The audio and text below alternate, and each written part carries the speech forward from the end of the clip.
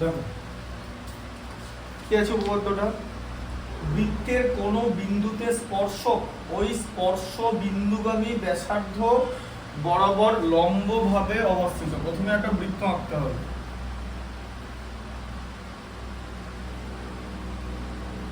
ঠিক আছে? এটা হবে হচ্ছে বৃত্তের কেন্দ্র, আর এটা হলো একটা স্পর্শক, ঠিক আছে? হ্যাঁ, যে বৃত্তকে স্পর্শ করেছে একটা সরল রেখা, বৃত্তের স্পর্শ, বুঝতে পারলে? আচ্ছা, বৃত্তের কেন্দ্র হচ্ছে ও, এই সরল রেখা একটা বিন্দু হচ্ছে পি, ও থেকে আর এটা করা হলো, আবার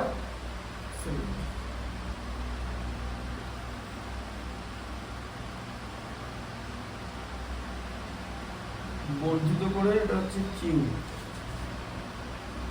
আর এই সরলরেখাটাকে আর একটু করালে বি। ছবিগুলো কিন্তু মনে রাখতে হবে, ঠিক আছে? বুঝতে পারলে? সেটা মনে রাখারও টেকনিক আছে। আচ্ছা, তাহলে এবারে দেখো কি লেখা আছে, প্রথম থেকে বলে দিচ্ছি। ও কেন্দ্রীয় বৃত্তের পি বিন্দুতে, ও কেন্দ্রীয় বৃত্তের কেন্দ্র ও পি বিন্দুতে এবি স্পর্শ আর ওপি, ওপিটা কি? ওপি হচ্ছে ব্যাসার্ধ, ঠিক আছে? আচ্ছা, ও আরটা কি?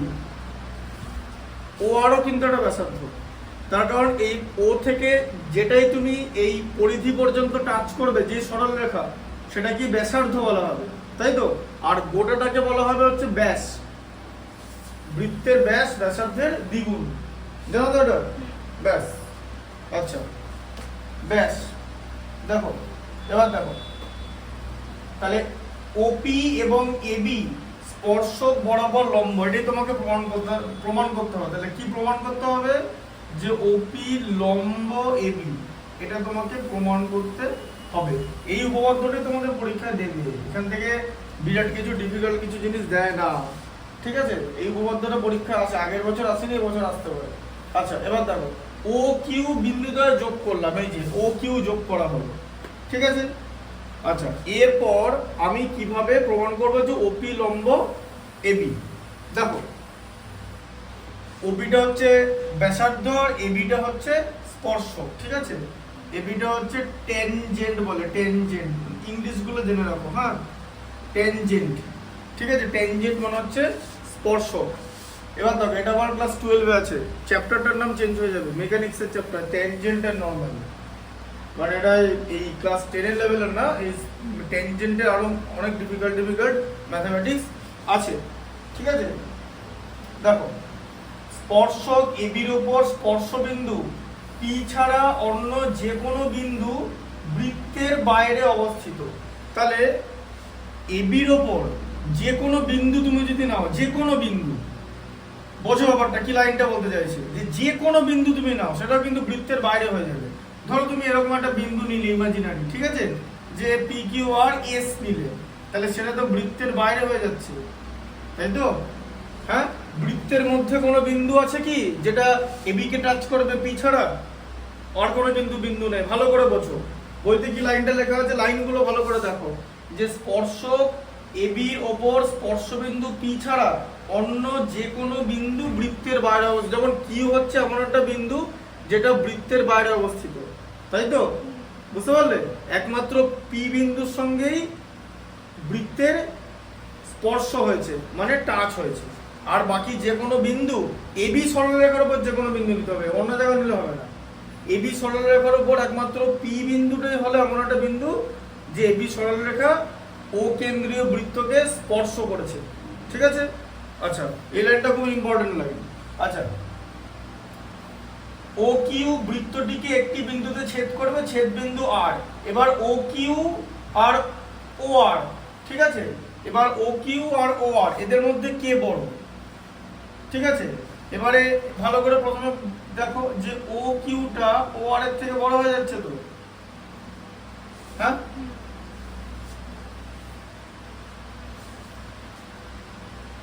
এখানে এক সেকেন্ড আরটা ছোট হয়ে গেছে,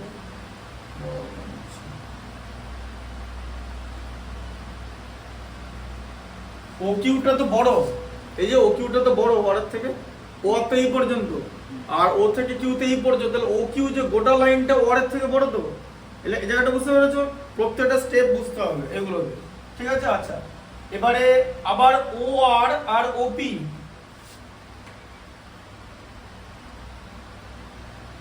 ও আর ইকুয়াল টু ওপি তো, ওপি আর ও আর সমান তো।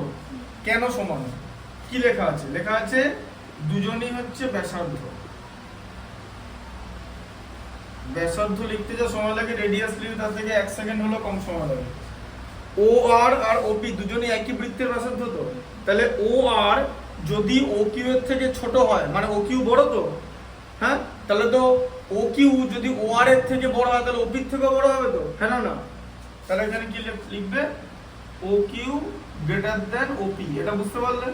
হ্যাঁ, তাই তো।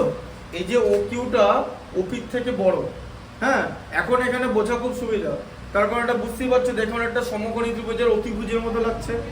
সমকোণী ত্রিভুজের দুটো বাহু যা খুশি হোক, ভূমি আর লম্ব, এরা দুজনই অতিভুজের থেকে ছোট তো, হ্যাঁ, কিন্তু এখানে তুমি সমকোণী ত্রিভুজ দেখাতে পারবে না, কারণ এখানে কোথাও বলা নাই যে এটা 90 ডিগ্রি। এটাই তো তোমাকে প্রমাণ করতে হবে, তুমি ওটা দেখাবে কি করে?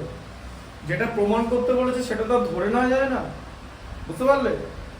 যেটা প্রমাণ করতে বলেছে সেটা ধরে নেওয়া যায় না, দেখে ওরকমই লাগছে, ঠিক আছে? আচ্ছা, এবারে এখানে একটা যুক্তি আছে, যে যুক্তিটা ভালো করে বোঝো, যে লম্ব দৈর্ঘ্যই হচ্ছে ক্ষুদ্রতম, লম্ব দৈর্ঘ্য ক্ষুদ্রতম। দেখো এই কথাটা এখানে লেখা আছে, ও কিউ বিন্দু এ বি স্পর্শকের উপর যে কোনো বিন্দু, তাই ও কেন্দ্রীয় বৃত্ত থেকে এ বি স্পর্শক পর্যন্ত যত সরলরেখা অঙ্কন করব, যত সরলরেখা, মানে এখান থেকে আমি যদি এরকম একটা সরলরেখা অঙ্কন করি, ঠিক আছে, আমি যদি এরকম একটা সরলরেখা অঙ্কন করি, ঠিক আছে, আমি যদি এরকম অঙ্কন করি, হ্যাঁ, মানে বুঝতে পারছো যে P Q R S T U V যতগুলো সরলরেখা অঙ্কন করি, সব থেকে ছোট হবে হচ্ছে ওপি, ঠিক আছে? ওপি সবার থেকে ছোট হবে, less than O S, O T, O U, O V, সব অল, সবার থেকে ওপি ছোট হবে, এবং তাই লম্ব দৈর্ঘ্যই ক্ষুদ্রতম,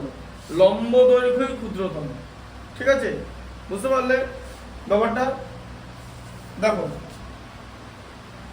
আবার ক্ষুদ্রতম দূরত্ব লম্ব দূরত্ব লেখা আছে, বুঝতে পারলে? ওপি তাদের মধ্যে ক্ষুদ্রতম, তাই যেহেতু লম্ব দৈর্ঘ্যই ক্ষুদ্রতম, ওপি লম্ব এবি, ঠিক আছে? তাই ও কেন্দ্রীয় বৃত্ত থেকে এবি সরল রেখাংশ পর্যন্ত যতগুলো সরল রেখা তুমি অঙ্কন করবে তাদের সবার থেকে ছোট হচ্ছে লম্ব দৈর্ঘ্য, একদম 90 ডিগ্রি অ্যাঙ্গেল যেটা আছে সেটা সব থেকে ছোট হবে, তাহলে ওপি সবার থেকে ছোট, ঠিক আছে? ওপি সবার থেকে ছোট হবে, ওপি লম্ব এবি হবে, তাই ও কেন্দ্রীয় বৃত্তের ব্যাসার্ধ স্পর্শকের উপর লম্ব, ঠিক আছে? বুঝতে পারলে? এটাই তোমাকে প্রমাণ করতে দিয়েছে, যে কোনো স্পর্শক ওই স্পর্শ বিন্দুগামী ব্যাসার্ধ, মানে স্পর্শ বিন্দুগামী মানে বৃত্তকে যেখানে ছেদ করেছে, ধরো এরকম যদি একটা স্পর্শক হয়, যে ঠিক আছে, যে স্পর্শ বিন্দুগামী ব্যাসার্ধ, এটাও লম্ব হবে, বুঝলে? কনসেপ্টটা বোঝা গেল? এটাও লম্ব হবে, ঢুকলো মাথা? এটা হচ্ছে স্পর্শ বিন্দুগামী ব্যাসার্ধ, ঠিক আছে? ধর ও জেড নাম দিলাম সাপোজ, ঠিক আছে?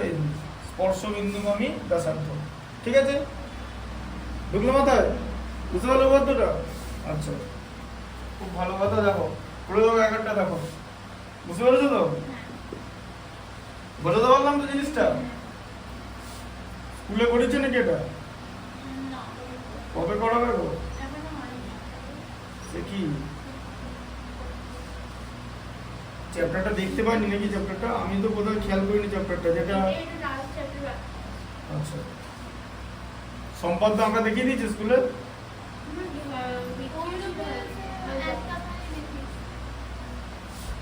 আবার কি দেখিয়ে দিয়েছে তো?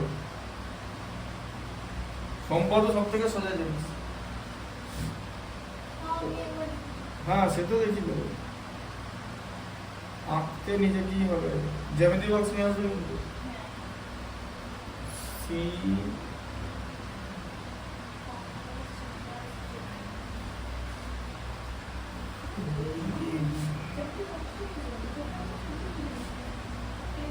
লুজ নাট জ্যামিতি বক্সের মধ্যে জিনিসগুলো রাখবে, বুঝলে? অনেকে কি করে জ্যামিতি বক্স ছেড়ে ওই একটা একটা করে নিয়ে আসে, তখন জিনিসগুলো হারিয়ে যায়। আচ্ছা ছবিটা দেখে নাও। এবার দেখো প্রথম প্রয়োগটা কি আছে ভালো করে পড়ো।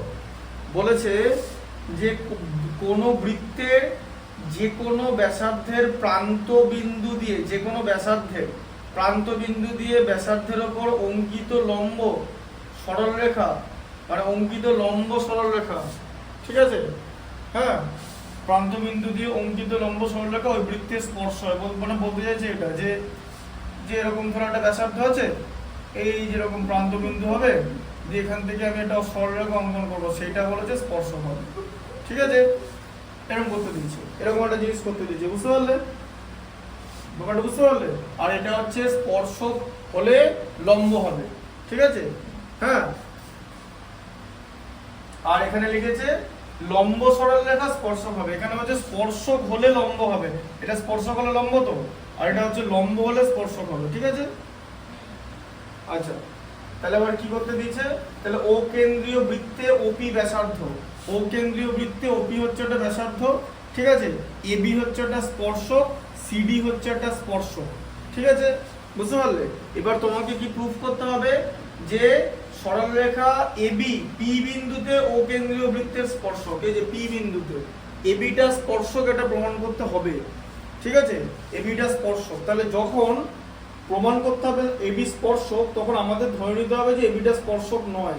দেখো বইতে লেখা আছে যে ধরি এবি সরলরেখা ও কেন্দ্রীয় বৃত্তের পি বিন্দুতে স্পর্শক নয় লেখা আছে, ঠিক আছে, এরকম আমরা প্রুফ করি। এটা বীজগণিতেও প্রুফ করা হয় যে ধরো যে একটা সংখ্যা, তোমরা মূলদ সংখ্যা অমূলদ সংখ্যা পড়েছো তো, যে কোনো একটা সংখ্যা অমূলদ প্রমাণ করার জন্য প্রথমে ওটাকে মানে মূলদ ধরা হয়, দিয়ে পরে দেখা যায় যে মূলদের ধর্মগুলো পালন করছে না, তখন সেখান থেকে বলা যায় যে এটা মূলদের ধর্ম যখন পালন করছে না তখন এটা অমূলদ হয়ে যাবে, বুঝতে পারলে। এরকম একটা জিনিস করা হয়, এইরকম ভাবে প্রমাণ করা হয়, কনসেপ্টটা বোঝা গেল যে মূলদ সংখ্যা আর অমূলদ সংখ্যা। এবার ধরো বলেছে একটা সংখ্যা অমূলদ, মানে ধরো √3 অমূলদ সংখ্যা, তো √3 ক্লাস 9 এ পড়েছে, কিন্তু মূলদ সংখ্যা অমূলদ সংখ্যা। তা যদি তোমাকে প্রমাণ করতে বলে যে প্রমাণ করো যে √3 অমূলদ, তোমাকে কি করতে হবে, ধরে নিতে হবে √3 মূলদ, দিয়ে মূলদ সংখ্যা ধর্মগুলো যেতে হবে, তারপর তুমি বলবে যে মূলদ সংখ্যার মতো আচরণ করছে না √3, তাহলে যে মূলদ সংখ্যার মতো আচরণ করে না তাকে বলা হচ্ছে অমূলদ সংখ্যা। এই হচ্ছে কনসেপ্ট। এটাও ঠিক তাই, যে বৃত্তের স্পর্শক প্রমাণ করতে হবে, তাই ধরে নিচ্ছি স্পর্শক না, তাহলে এবিটা স্পর্শক নয়, তাই এবি যখন স্পর্শক না, আরেকটা স্পর্শক আঁকা হয়েছে সিডি, ঠিক আছে, বুঝতে পারলে, আরেকটা স্পর্শক আঁকা হয়েছে। এবারে দেখো তাহলে ও কেন্দ্রীয় বৃত্তের পি বিন্দুতে সিডি স্পর্শক আর ওপি পি বিন্দুগামী, তাহলে ওপি সিডি সরলরেখার উপর লম্ব। এবার তাহলে ওপিটা তো সিডির উপর লম্ব হবে, এটা তো ঠিক, ওপি লম্ব সিডি। তার কারণ কি, যে আমি ও কেন্দ্রীয় বৃত্তের ব্যাসার্ধ যে বিন্দুতে স্পর্শ করেছি ওটাকে স্পর্শ বিন্দু বলা হয়, সেই স্পর্শ বিন্দুতে কোনো সরলরেখা অঙ্কন করলে, ঠিক আছে, সেই ব্যাসার্ধ স্পর্শকের উপরে লম্ব হবে। যেমন এখানে হলো এই যে এবিটা স্পর্শক, তাহলে এবির ওপর যদি ওপি লম্ব হয় তাহলে সবকটা স্পর্শকের উপরে তো লম্ব হবে। এটা যদি এখানে ও কিউ লিখে দিই, ঠিক আছে, এটাও তো এখানে লম্ব হবে, হ্যাঁ, তাহলে সিডির ওপরে তো ওপি লম্ব হবে, যা যা স্পর্শক হবে। আবার যদি এইখান থেকে এরকম একটা ব্যাসার্ধ নেই কিউ আর দিয়ে এরকম একটা স্পর্শক আঁকি, তাহলেও তো এটা 90 ডিগ্রি হবে, ঠিক আছে, তো এটা আর দিয়ে দিলাম, আর দিয়ে দিলাম, আর এখানে দিলেন হচ্ছে ইএফ, ঠিক আছে, তাহলে ইএফ যে স্পর্শক, তাহলে এই ও আর, এটা এখানে তো ও আর লম্ব ইএফ, বুঝতে পারছো, হ্যাঁ, তাহলে সিডির ওপরে, তাহলে ওপি যদি এবির ওপর লম্ব হয়, ওপি লম্ব এবি, তাহলে ওপি যে কোনো স্পর্শকের উপর লম্ব হবে, ওপি লম্ব সিডি, বোঝা গেল। এই ওপিটা স্পর্শ বিন্দুগামী ব্যাসার্ধটা এই স্পর্শ বিন্দুগামী ব্যাসার্ধ বলা হয়, কারণ এটা স্পর্শ বিন্দুতে মিল মানে টাচ করছে, স্পর্শ বিন্দুতে স্পর্শ করছে, ঠিক আছে।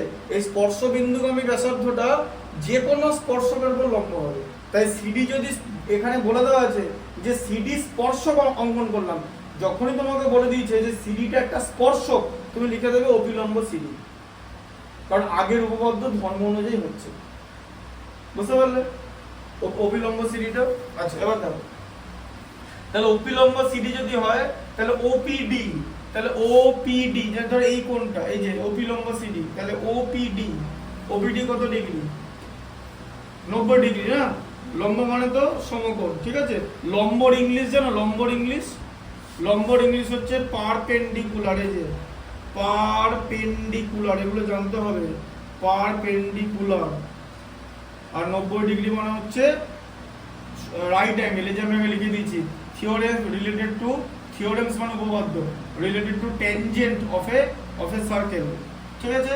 আচ্ছা দেখো, তাহলে ওপিডি 90 ডিগ্রি। আবার ওপিবি, ওপিবি, এবার ওপিবি কোথায় আছে? এবার দেখো, তাহলে ওপিবি, ওপিবি 90 ডিগ্রি, এটা প্রদত্ত, তার কারণ ওপি এবি সরলরেখার উপর লম্ব। এবারে এখানে ওপি লম্ব এবি, তাই তো? তাহলে ওপিবি এটাও 90 ডিগ্রি হবে।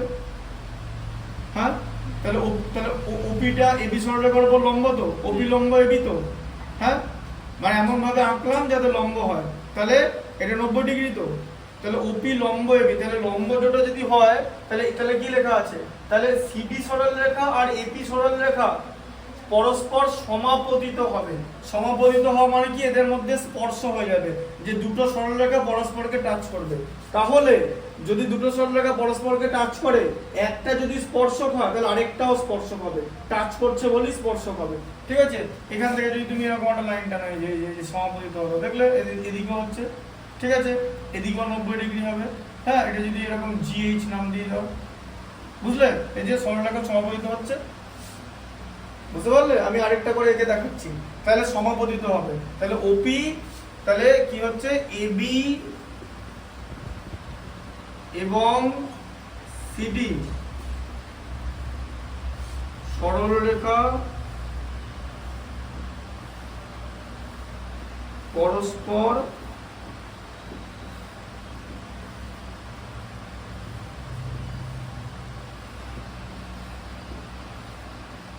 সমাপতিত হবে, তাই এবিটা হচ্ছে টেনজেন্ট। টেনজেন্ট মানে স্পর্শক, অকেন্দ্রীয় বৃত্তের স্পর্শক হলো এবি, বুঝতে পারলে? সমাপতিত হবে বলে, কারণ দুটো কোণই 90 ডিগ্রি, তাই সমাপতিত হবে। দুটো কোণ 90 ডিগ্রি হওয়ায় একটার সঙ্গে একটা টাচ হয়ে যাবে, কারণ দুটোই তো 90 ডিগ্রি, ওটা ছাড়া তো বেরোতে পারবে না, বুঝতে পারলে ব্যাপারটা? এটা ইম্পর্টেন্ট, কিন্তু এই দুটোর মধ্যে যে কোনোটা আসতেই পারে। আচ্ছা, তারপরে দেখো প্রয়োগ 4।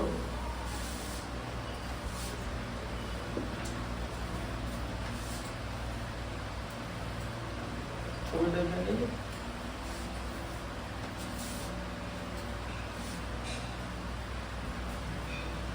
আবার এখন বলবো যে এটা 90 ডিগ্রি কেন? অন্য কিছু অন্যরকম ভাবে কি প্রমাণ করতে পারি? 90 ডিগ্রি এটা অন্যরকম ভাবে প্রমাণ করা যায়।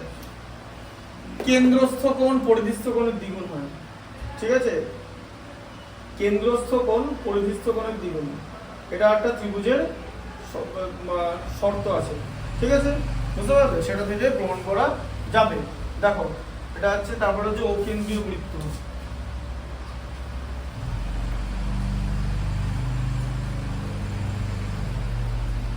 অকেন্দ্রীয় বৃত্ত, এখানে ও এ আর ও বি আছে, ও এ ও বি, বি এ। পরীক্ষার ছবিগুলো কিন্তু ঠিকঠাক করে আঁকবে স্কেল দিয়ে, হ্যাঁ? এই কোণটা হচ্ছে ওয়াই ডিগ্রি,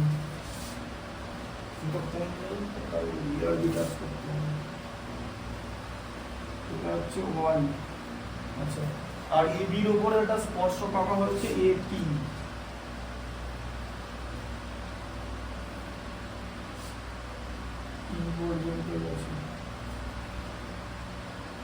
আর এটা যখন গেছে তখন ওখানে বাইরে কোণ উৎপন্ন করেছে এক্স ডিগ্রি।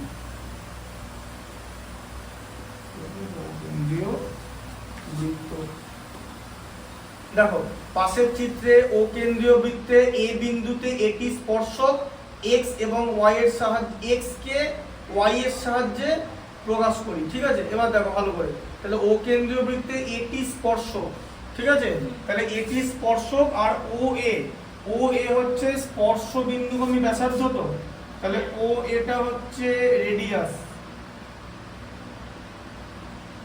মানে ব্যাসার্ধ, স্পর্শ বিন্দুগামী ব্যাসার্ধ, তো তাহলে ও এ লম্ব এটি, তো হ্যাঁ, তাহলে এবারে ও A T angle O A টি, এই যে অ্যাঙ্গেলটা, এই যে লিখে দিচ্ছি, এই যে অ্যাঙ্গেলটা, এটা 90 ডিগ্রি, তো হ্যাঁ, ও এটি হচ্ছে 90 ডিগ্রি, ঠিক আছে। আচ্ছা,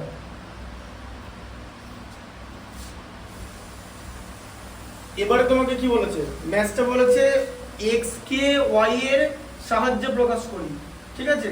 তাহলে আমি যদি ত্রিভুজ আর এটিও যদি না, এটিও, ঠিক আছে, এটিও মানে যে এটা ত্রিভুজ এটিও, এটা কত ডিগ্রি, x ডিগ্রি, তো এই যে এটিও, এই যে টি, এই কোণটা, এটা x ডিগ্রি, তো এটা বলছে ছবিতে দিয়ে দিয়েছে x ডিগ্রি, ঠিক আছে। তাহলে এটা হচ্ছে x ডিগ্রি আর এটা হচ্ছে 90 ডিগ্রি, বুঝতে পারলে। আচ্ছা, আর আরেকটা যদি আবার ত্রিভুজ এওটি নিই, তাহলে এওটি, তাহলে এওটি কোণটা, এওটি মানে এওটি এই কোণটা তাহলে কত হবে, ভালো করে বোঝো, ও এটি প্লাস এটিও প্লাস এওটি ইকুয়াল টু 180 ডিগ্রি, তো এখানে তাহলে ত্রিভুজ হচ্ছে, তো ত্রিভুজটার নাম কি, ত্রিভুজ এওটি দিয়ে দাও, এওটি, তাহলে ত্রিভুজ এওটির কটা কোণ, একটা ও কোণ, এই যে একটা ও কোণ, একটা এ কোণ, একটা টি কোণ, তিনটে শীর্ষবিন্দু মানে তিনটে কোণ, তাই তো। আচ্ছা, একটা ও কোণ, একটা এ কোণ, একটা টি কোণ, তাহলে এ কোণের মান কত, 90 ডিগ্রি, আচ্ছা দেখো 90 ডিগ্রি, টি কোণের মান কত বলো, x ডিগ্রি, তো তাহলে AOT এর মান কত, AOT ইকুয়াল টু 180, ঠিক আছে। আচ্ছা, তাহলে AOT কত হবে বলো, বলো 180, এটা মাইনাস হবে, তো এগুলো সমীকরণের বাঁ দিকের জিনিস ডান দিকে চলে গেলে বাঁ দিকে প্লাস থাকলে ডান দিকে মাইনাস হয়, তো দেখো বুঝতে পারছো তো, এটা কিন্তু ক্লাস 7 এ শেখায়, ঠিক আছে। -90 মাইনাস x, তাহলে কত, 180 থেকে 90 মাইনাস করলে 90 মাইনাস x, ঠিক আছে। তাহলে AOT কত হলো, এই কোণটা হচ্ছে 90 মাইনাস x ডিগ্রি, বোঝা গেল হিসাবটা, ঠিক আছে। আচ্ছা, এরপর কি করতে হবে, যে আবার AOB, আবার AOB নিয়ে নাও, AOB, তাহলে AOB মানে এই কোণটা, ঠিক আছে।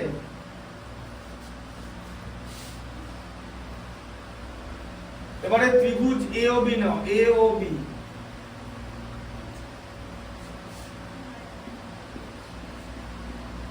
AOB বলো, AOB কি কি কোণ আছে বলো, কোণগুলোর নাম বলো,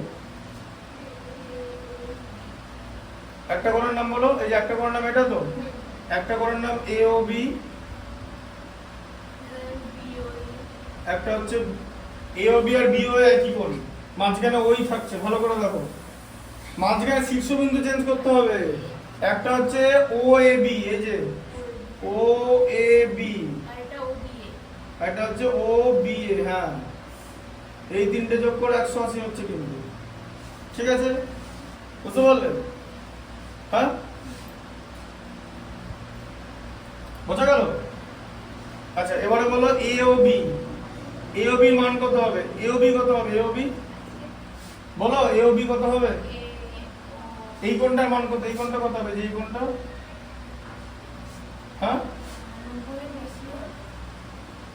আর 90 বেশি হবে, তুমি বোঝা যাচ্ছে 90 বেশি হবে, তাহলে কত হবে বোঝো ভালো করে, এই যে এই দুটো কোণ দেখেছো, আবার এখানে দেখো, এই যে AOB plus BOA,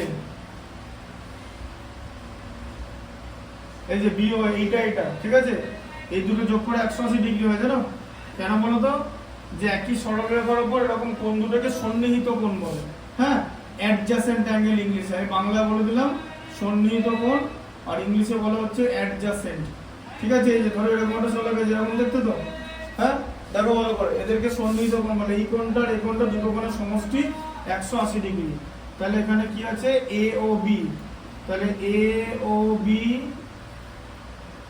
plus BOA, BOA BOA না, দাঁড়াও এক second sorry, A O B আর এ ও টি হবে, টিওএ লিখতে পারো, কোনো অসুবিধা নেই, একই জিনিস।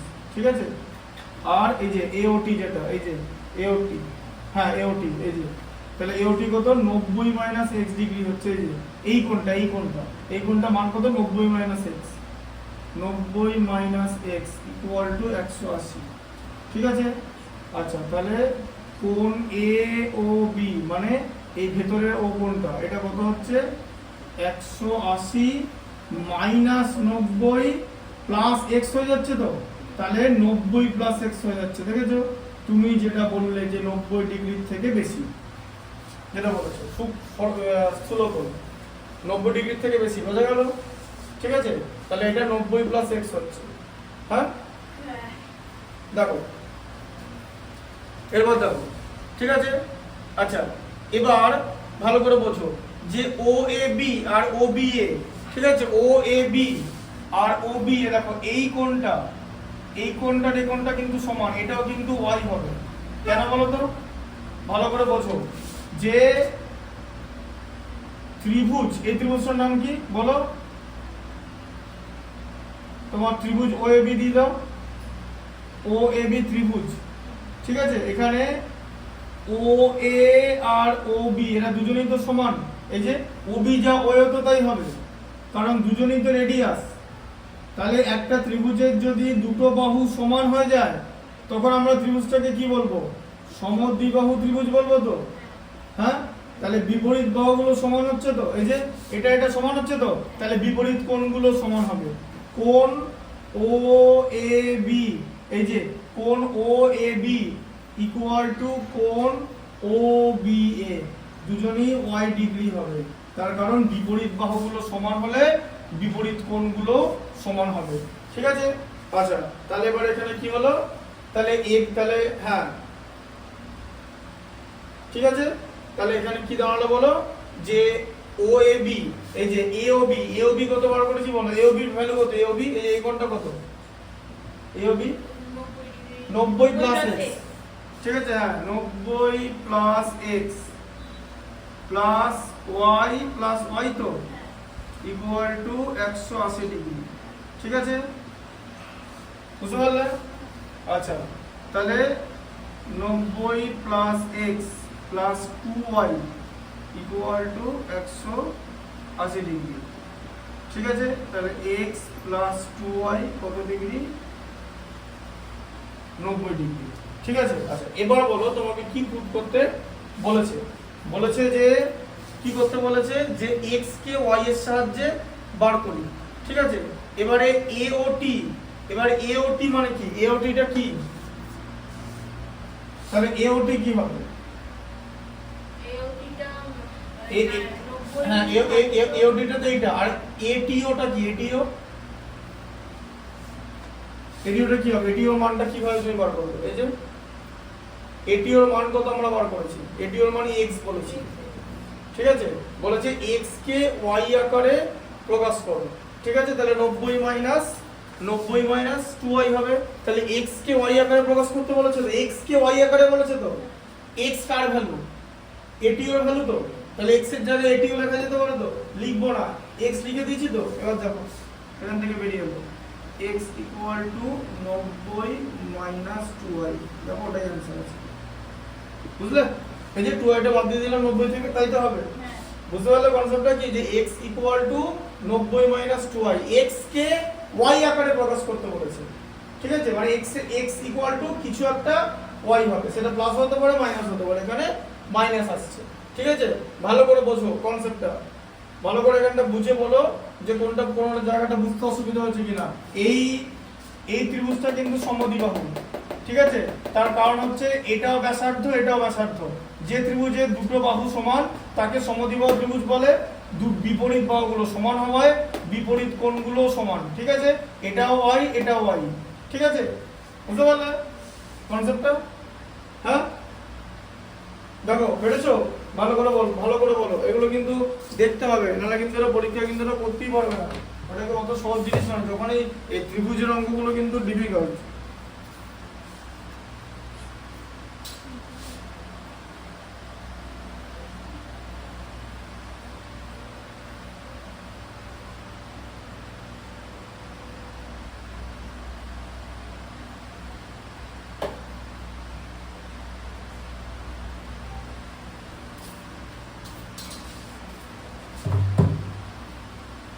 এবার হচ্ছে প্রয়োগ 5। দেখো বুঝতে পারলে জিনিসটা? কোনো জায়গায় কি বুঝতে অসুবিধা হলো? ভালো করে দেখবে। হ্যাঁ, কমপ্লিট বুঝতে পেরেছো তো? আমি কিন্তু প্রত্যেকটা স্টেপ বুঝিয়েছি, আর এখানে কোনো স্টেপ জাম্প করবে না। এই যে আগে ত্রিভুজের নামগুলো লিখে লিখে কোনগুলো বার করেছি। হ্যাঁ খাবো, বুঝতে পেরেছো? স্কুলে কিন্তু এসব বোঝাবে না কিন্তু, এরকম করে আগেই বলে দিচ্ছে, তাই এটা মুছবো কিন্তু এখন, তাই তো? ব্যাস, আর কিছু করার নেই, বোঝা হয়ে গেছে। জ্যামিতির জিনিস খুব আমাদের, আমি যখন যে স্যারের কাছে পড়তাম ক্লাস 10-এ, জ্যামিতি বলতে আমাকে স্যার বলতে যে কিছু একটা করে তো বেরোবে, কিন্তু আমার উল্টো পাল্টা লেখা যাবে না যা খুশি। এবার ভাবতে হবে তাহলে কিভাবে বেরোবে। এই যে ম্যাথামেটিক্সের ভাবনাটা, এই ভাবনাটা কিন্তু স্টুডেন্ট ওয়াইজ ডিপেন্ড করে, তাই মেরিট অবশ্যই খুব ইম্পর্টেন্ট। মেরিট মানে এরকম না বুদ্ধি, মেরিট মানে হচ্ছে ভাবা, বুদ্ধি মানে সেটাই যেটা তোমাকে একটা পার্টিকুলার অ্যালাইনে তোমাকে থিঙ্কিংটা তোমার বেটার করবে। বুদ্ধি মনে হয় যে বুদ্ধি আছে, বুদ্ধিটা কি? বুদ্ধিটা হচ্ছে একটা অ্যালাইনড ওয়েতে থিঙ্কিং, যে তুমি যে যে যা খুশি করে বেরোবে যেরকম করেই হোক। বাট তুমি তো এই বৃত্ত সম্পর্কিত উপপাদ্যের মধ্যে যদি ত্রিভুজ থাকে, তার ধর্ম ছেড়ে তো বেরোতে পারবে না। দেখলে তো ত্রিভুজের ধর্মটি হলো যে সমদ্বিবাহু ত্রিভুজের দুটো বাহু সমান, বিপরীত বাহুগুলো সমান, বিপরীত বাহুগুলো সমান হয়, বিপরীত কোণগুলো সমান। সেটা দিয়ে আমরা জিনিসটা বার করলাম, বুঝতে পারলে? তাহলে এটা তোমাকে একটা অ্যালাইনড ওয়েতে যে থিঙ্কিং করতে হবে, সেটা কি বুদ্ধি বলে। বুদ্ধি আর কিছু হয় না।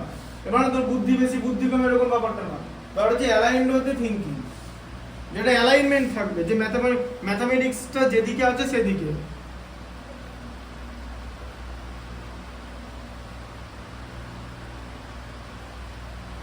থেকে কোঅর্ডিনেট জিওমেট্রি অনেক ডিফিকাল্ট। স্থানাঙ্ক জ্যামিতির কোনো অঙ্ক ক্লাস 10-এ নেই, 9-এ ছিল, জানো তো? দূরত্ব নির্ণয়। হ্যাঁ, 9টা ঠিক করে পড়নি, তাই তো? ভালো করে। হ্যাঁ,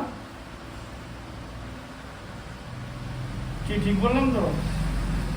হ্যাঁ, ঠিক না ভুল? 9টা ভালো করে। হ্যাঁ, মোটামুটিটা যে কাকে বলে সেটা আজ পর্যন্ত কেউ জানে না, যে মোটামুটি কাকে বলে। বুঝতে পারলে মোটামুটি মানে কি? দেখো এটা দেখো, যাই হোক, যেগুলো যেগুলো রিলেটেড সেগুলো আমি বলে দিচ্ছি।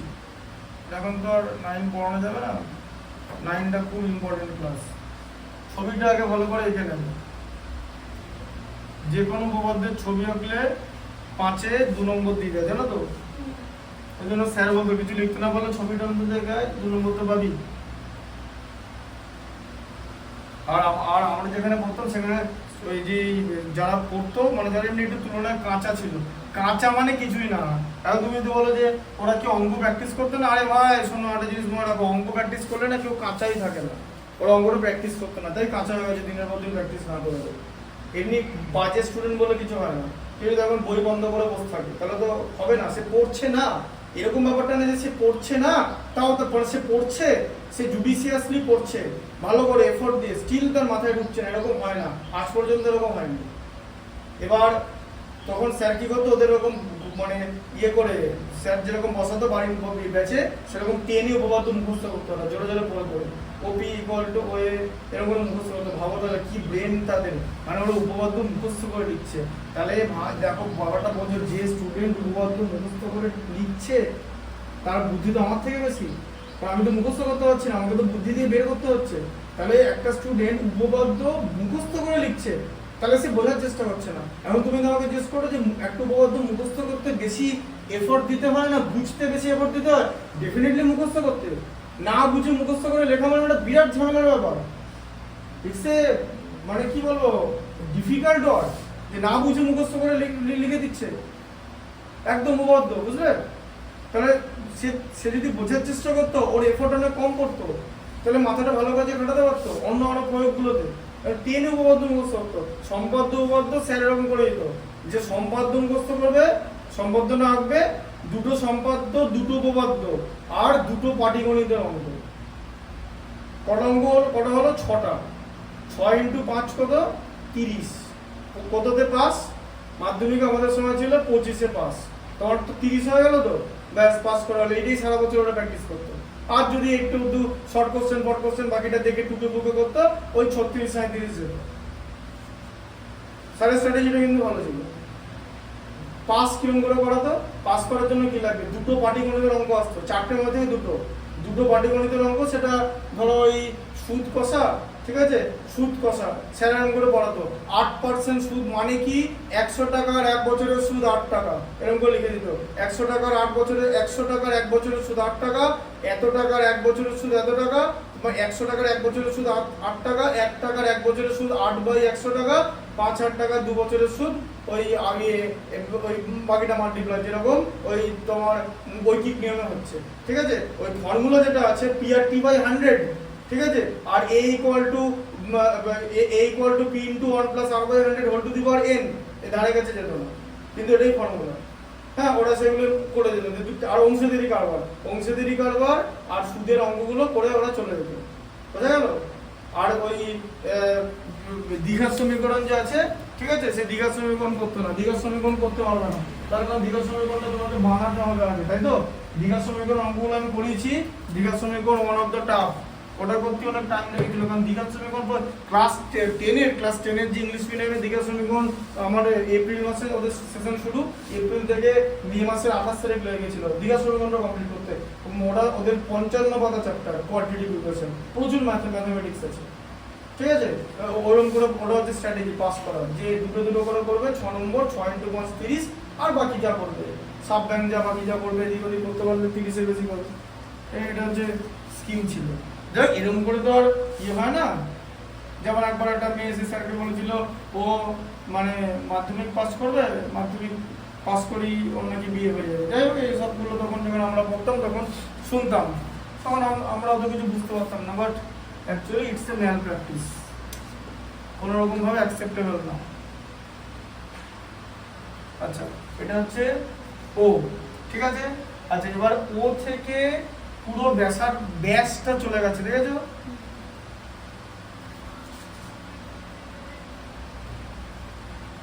আর এদিকে আর আছে, এটা টি, এই যে আর এস, আর এদিকে হচ্ছে টি। ছবিতে সব লাইনিং করা হয়ে গেছে, আর টি এস ও, এটা পি কিউ এ। হ্যাঁ, এবার ভালো করে বোঝো এই আর এসটা কি। আর এসটা হচ্ছে জে, এখানটা দি এই, এটা কিন্তু এই লাইনটা কিন্তু ব্যাস, ঠিক আছে। ব্যাস ছাড়া, ব্যাস মানে কি তাহলে? যে কেন্দ্রতে যে দুটো ব্যাসার্ধ মিলিত হচ্ছে পরস্পর উল্টো দিক থেকে, ওটাকে ব্যাস বলে। এইটা বাদে বাকি যা থাকবে এদিক থেকে এদিকে যাবে, এটাও কিন্তু এদিক থেকে এদিকে আছে। কেন্দ্র বুঝিয়ে দিচ্ছি, যে সরল রেখাটা কেন্দ্রকে টাচ করে এদিক থেকে ওদিকে যাবে ওটাকে ব্যাস বলে, ঠিক আছে, ব্যাসার্ধের দ্বিগুণ। আর অন্য কোনো সরল রেখা যদি এদিক থেকে ওদিকে যায় কেন্দ্রকে টাচ না করে, যেমন ধরো একটা বৃত্ত আছে এরকম ও, ঠিক আছে, অকেন্দ্রীয় বৃত্ত আছে, এইটা হয়ে গেল, ঠিক আছে, কেন্দ্রকে টাচ করেছে কি। তাহলে ধরো এ বি যদি এখানে হয়, এটা যদি ও হয়, এই ও এ বিটাকে বলা হয় জ্যা, বুঝতে পারলে? জ্যা ইংলিশ হচ্ছে কর্ড, CHORD। তার মানে ব্যাপারটা ভালো করে বোঝো, আমার কথাগুলো বোঝো, যে কেন্দ্রকে টাচ করে এদিক থেকে ওদিক পর্যন্ত যে লাইনটা যাবে তাকে বলা হয় ব্যাস। আর এদিক থেকে ওদিক যদি কেন্দ্রকে টাচ না করে অন্য কোনো লাইন যদি যায়, যেমন এই লাইনটাকে বলা হচ্ছে জ্যা। তাহলে কে বড়, জ্যা বড় না ব্যাস বড়? ব্যাস বড় অবশ্যই, ঠিক আছে। আর বৃত্তের তাহলে সব থেকে বড় জ্যাকে তাহলে কি বলে? সবচেয়ে বড় জ্যাকে ব্যাসই বলে, কারণ ব্যাসও তো এদিক থেকে ওদিক যাওয়াটাকেই জ্যা বলা হয়। তাহলে সবচেয়ে কোন বড় লাইন যে দিক থেকে ওদিকে গেছে? ব্যাস। এবার বোঝা গেল কনসেপ্টটা? আমি একদম ডিটেলসে বোঝানোর চেষ্টা করছি। শোনো, একটা জিনিস মনে রাখবে, এই জ্যামিতি না লোককে বোঝানো খুব টাফ। আমি নিজে পারি, কিন্তু আমি তোমার একটা কথা বলি, আমি যখন 2017 থেকে পড়াচ্ছি তো, এবার সেই সময় না, সত্যি কথা বলবো, আমি অনেস্টলি বলছি, 17তে না আমি না জ্যামিতি স্টুডেন্টদের বোঝাতে পারতাম না, ঠিক আছে? আমি নিজে বুঝতাম। এবার এই যে নলেজটা যে ট্রান্সফার করা, যে ব্যাপারটা কি হচ্ছে, সেটা আমি একদম প্রথম পড়াতাম, তখন আমি জ্যামিতি বোঝাতে পারতাম না। জ্যামিতি বোঝাতে খুব ডিফিকাল্ট লাগতো, জ্যামিতি আর ত্রিকোণমিতি। আমাকে জিজ্ঞেস করতো যে এটা কি করে হচ্ছে, আমি তখন বলতাম যে দেখো এটা এরকম করে এরকম করছে। এবার ও ব্যাপারটা বুঝতে পারছো না যে চেঞ্জটা কি করে হলো, যে কোসেকটা ফরাস করে তো সাইন কি করে হয়ে গেল, কোসেক থেকে সাইন কি করে হচ্ছে, সাইন থেকে কস কি করে হচ্ছে। ত্রিকোণমিতি কিন্তু তোমাদের আছে, জানো তো? ওয়ান অফ দ্য ডিফিকাল্ট জিনিস কিন্তু ত্রিকোণমিতি, ভালো করে শিখতে হবে। পরিসংখ্যান মানে স্ট্যাটিস্টিক্স কি বলতো? 3টে চ্যাপ্টার, 3টে ফর্মুলা, সেই 3টে ফর্মুলা দিয়ে সব অঙ্ক হবে। কিন্তু সেই ফর্মুলাগুলো একটু অন্যরকম দেখতে, ফর্মুলাগুলো 2πr 4/3πr³ এরকম দেখতে, অন্যরকম দেখতে। 3টে ফর্মুলা, 3টে চ্যাপ্টারে 3টে ফর্মুলা, 3টে ফর্মুলা দিয়ে বাকি সব অঙ্ক হবে। ফর্মুলা 3টে, কোনো ব্যাপার না। এটা ছকটা বানানোর পর ফর্মুলা দিতে, ফর্মুলা 3 মেরে 3টে করতে, মানে ছকটা এদিকে দেখাবো আর এদিকে জিনিসটা করাবো। ছকটা বানাতে হবে, সেখান থেকে ফর্মুলাটা করতে হবে। 3টে ফর্মুলা, 3টে চ্যাপ্টার।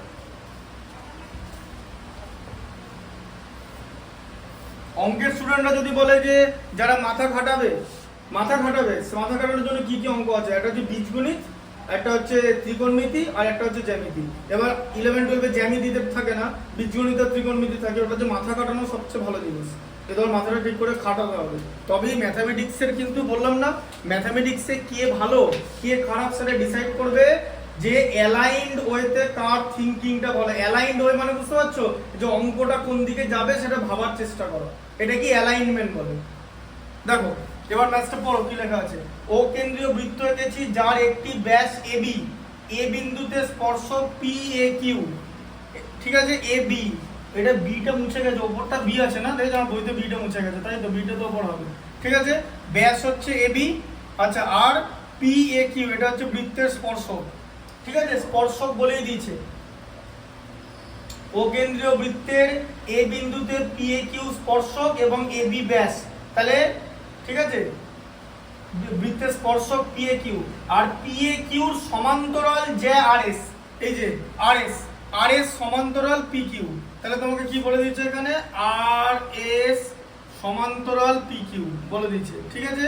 এই স্পর্শকের সমান্তরাল যে। আচ্ছা, যুক্তি দিয়ে প্রমাণ করি AB RS এর লম্ব সমদ্বিখণ্ডক, মানে এবিটা RS কে লম্ব সমদ্বিখণ্ডিত করেছে। লম্ব সমদ্বিখণ্ডিত মানে এই জায়গাটা 90 ডিগ্রি, ঠিক আছে? লম্ব সমদ্বিখণ্ডক মানে RT = TS, এটা তোমাকে দেখাতে হবে, বুঝতে পারলে? হ্যাঁ, আচ্ছা, এবার ভালো করে বোঝো কিরকম করে জিনিসটা করব। তাহলে প্রথমে কি আছে, যে এ বিন্দু, তাহলে দেখো AB RS কে T বিন্দুতে ছেদ করেছে, তাহলে AB RS, দেখো প্রথম লাইনটা কি, AB RS কে T বিন্দুতে ছেদ করেছে, তাই তো কথাটা? আচ্ছা, বোঝা গেল। আচ্ছা, তারপরে দেখো ও কেন্দ্রীয় বৃত্তের A বিন্দুতে, আচ্ছা, ও কেন্দ্রীয় বৃত্তের A বিন্দুতে PAQ স্পর্শক, ঠিক আছে? আচ্ছা, আর AB ব্যাস, তাহলে ABটা ব্যাস, তাহলে AB লম্ব PQ বলা যাবে তো? এই যে স্পর্শক ওকে, এই যে ABটা, আচ্ছা, এটা তো যে ব্যাসার্ধটা তো স্পর্শকে লম্ব হয়, এটা করেছি তো, ব্যাসার্ধ স্পর্শকে লম্ব হয় তো। আচ্ছা, ব্যাসার্ধ যদি স্পর্শকে লম্ব হবে, তাহলে ব্যাসও তো স্পর্শকে লম্ব হবে, কারণ ব্যাস আর ব্যাসার্ধ একই লাইনে আছে, তাই তো? বোঝা গেল? ও এ যদি PQ এর লম্ব হয়, তাহলে OBটাও তো লম্ব হবে, কারণ এটা তো সরল রেখা, ঢুকলো মাথায়? তাহলে AB লম্ব PQ, এই যে AB ব্যাসটা PQ এর উপর লম্ব হয়েছে, ঠিক আছে? আবার RS = RS সমান্তরাল PQ, তাহলে RS যদি PQ সমান্তরাল হয়, তাহলে তোমাকে লেখা যাবে যে PQ সমান্তরাল RS, তাহলে AB সমান্তরাল RS লেখা যাবে তো। এই যে এটা কেন লিখলো, দেখো এটা আর এই লাইনটা, এইটা আর এটা সমান্তরাল তো, তাহলে এটার উপরে লম্ব হলে এটার উপরে তো লম্ব হবে, তাছাড়া তো কোনো উপায় নেই, আর তো কোনো উপায় নেই, কারণ ওখানে তো 90 ডিগ্রি করবে। মানে জিনিসটা এরকম যে দুটো সরলরেখা টানা হয়েছে, 90 ডিগ্রি হয়ে গেছে, মানে এই যে জায়গাটা, মানে এই যে এবি, এবিটা ওখানে ভেদক, এই যে আর এস সমান্তরাল পিকিউ, এই যে এবি হচ্ছে, এই যে এবি লাইনটা, এই দেখো এবি লাইনটা এরকম দেখতে, তাহলে এটা ভেদক হয়ে যাবে, ভেদক, ভেদক বা ছেদক, ঠিক আছে? তাহলে হচ্ছে ট্রান্সভার্সাল ইংলিশটা, বুঝতে পারলে? সমান্তরাল সরলরেখা এবং ছেদকের ধর্মগুলোটা চ্যাপ্টার আছে ক্লাস 8 এ পড়ানো হয়। আচ্ছা, তাহলে এবি লম্ব আর এস, তাহলে ওটি লম্ব আর এস, তাহলে ওটিটাও তো আর এস এর লম্ব, যে ওটিটা, হ্যাঁ না, ওটিটাও তো একই লাইনে আছে, মানে ব্যাসার্ধের একটা পার্ট, ওটি লম্ব আর এস, ঠিক আছে? তাহলে এটাও তো একটা পার্ট। এবার টি আর এস এর মধ্যবিন্দু, এই যে টি, টি হচ্ছে আর এস এর মধ্যে, টি আর এস এর মধ্যবিন্দু কেন? কারণ বৃত্তের কেন্দ্র থেকে বৃত্তের জ্যায়ের উপর লম্ব, বৃত্তের কেন্দ্র থেকে, এই দেখো বৃত্তের কেন্দ্র থেকে বৃত্তের জ্যায়ের উপর লম্ব, ভালো করে বোঝো। হ্যাঁ বলুন।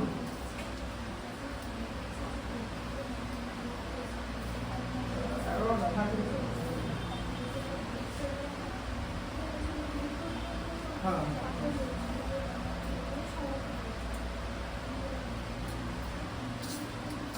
আচ্ছা তাহলে এটা কি, এটা এটা এটা কোথা থেকে পাচ্ছ? হ্যাঁ, এবার ভালো করে বোঝো, এদিকে দেখো, এদিকে দেখো, এই উপপাদ্যটা একদম প্রথমেই পড়েছিলাম, যে দেখো এই যে ও কেন্দ্রীয় বৃত্ত আর এবি হচ্ছে একটা জ্যা, দেখেছো?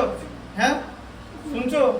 ও কেন্দ্রীয় বৃত্ত, এবি হচ্ছে একটা জ্যা, সেই ও কেন্দ্রীয় বৃত্ত থেকে এবির ওপর যদি আমি একটা লম্ব অঙ্কন করি সি, মানে যদি ওসি লম্ব এবি হয়, তাহলে সি এবির মধ্যবিন্দু হয়ে যায়, এবির মধ্যবিন্দু মানে জ্যাকে সমদ্বিখণ্ডিত করবে। এই উপপাদ্যটা প্রথমে পড়েছিলাম, প্রথম ইউনিট টেস্টে ছিল, মনে পড়ছে? তাহলে এটা এদিক, এবার এই জিনিসটা উল্টো করা আছে, এই যে আর এস হচ্ছে জ্যা আর ও বিন্দু হচ্ছে বৃত্তের কেন্দ্র, ও কেন্দ্র থেকে আর এস এর উপরে ওটি লম্ব, মানে ওটি আর এস কে সমদ্বিখণ্ডিত করবে, ঠিক আছে? তার মানে হচ্ছে টি আর এস এর মধ্যবিন্দু, তাহলে ও, তাহলে তাই তো? হ্যাঁ, তাহলে টি যদি আর এস এর মধ্যবিন্দু হয়, তাহলে আর টি ইকুয়াল টু টি এস হবে তো, এই যে লম্ব সমদ্বিখণ্ডিত করেছে, তাহলে তাহলে এইটা ইকুয়াল টু এইটা হয়ে গেল, তাই তো? হ্যাঁ, আর তাহলে সমদ্বিখণ্ডিত হয়ে গেল, আবার লম্ব আছে, তাহলে লম্ব প্লাস সমদ্বিখণ্ডিত, লম্ব সমদ্বিখণ্ডিত করেছে, ঠিক আছে? তাহলে এবি সরলরেখা আর এস জ্যাকে লম্ব সমদ্বিখণ্ডিত করেছে, লম্ব সমদ্বিখণ্ডক ইংলিশ হচ্ছে পারপেন্ডিকুলার বাইসেক্টর, বাইসেক্ট করেছে, ঠিক আছে? এখানে আমি লিখে দিচ্ছি পারপেন্ডিকুলার, পারপেন্ডিকুলার বাইসেক্টর, ঠিক আছে? লম্ব সমদ্বিখণ্ডক। আর যদি অ্যাঙ্গেলকে ভাগ করে, কোণকে সমদ্বিখণ্ডিত করে, ওটাকে বলা হচ্ছে কোণ সমদ্বিখণ্ডক, মানে অ্যাঙ্গেল বাইসেক্টর। লম্ব সমদ্বিখণ্ডক আঁকতে পারো, যে একটা সরলরেখাকে দুভাগে ভাগ করা হয়, জানো কেমন করে করা হয়? বলো তো কেমন করে করা হয়, আমাদের পদ্ধতিটা বলো। যে আমি একটা সরলরেখা অঙ্কন করলাম, যে ধরো আমি একটা সরলরেখা অঙ্কন করেছি এবি, সেটা ধরো 6 সেন্টিমিটার সরলরেখা, ঠিক আছে? এবার এটাকে আমি সমদ্বিখণ্ডিত কিভাবে করব বলো? এই পুরোটা আর্ধেকে বেশি নিয়ে এখান থেকে এরকম মারতে হবে, তাই তো? হ্যাঁ, এদিকে মারতে হবে আর এদিকে এরকম মেরে সোজা, তাই তো? ঢুকলো মাথায়? ব্যাস, জানো তো এগুলো। তাহলে আবার কি, এইরকম তিনটে বা ত্রিভুজ আঁকতে হবে, তো সে ত্রিভুজটাকে কেন্দ্র করে বৃত্ত আঁকতে হবে, ব্যাস। আর এটা বৃত্তের ব্যাস, এই ব্যাস হয়ে যাবে, সেটা করা যায়। তখন বৃত্তটা ত্রিভুজটা উপরের দিকে থাকবে, মানে ছবিটা হয়তো এরকম হবে, এই যে বৃত্তের ব্যাস, এই যে এরকম ছবি হবে, বুঝতে পেরেছো? এই যে বৃত্তের ব্যাস হয়ে গেল, ত্রিভুজের নিচের বাহুটা দিয়ে বাকিটা এরকম করে দিতে হবে, এরকম। আর এই তাহলে এই টানবেটা কি করে? এটা তো ব্যাসার্ধ হবে, এইখান থেকে নিয়ে এরকম ঘুরিয়ে দিলে তো এই বৃত্তটা হয়ে যাবে, তাই না? ব্যাসার্ধ যেটা আছে কম্পাসটা এরকম ঘুরিয়ে দিলেই তো হয়ে যাবে। এটা পারবো তো ঘোরাতে? ওটা কিন্তু আমি ঘুরিয়ে দিতে পারবো না, কারণ ওটা তোমাকে করতে হবে, ওটা হাতের কাজ। আচ্ছা, এটা হয়ে গেল। তারপরে দেখো প্রয়োগ 7, দাগ দিচ্ছ তো? বৃত্তের বহিস্থ কোনো বিন্দু থেকে ওই বৃত্তের দুটি স্পর্শক অঙ্কন করা যায়। আচ্ছা,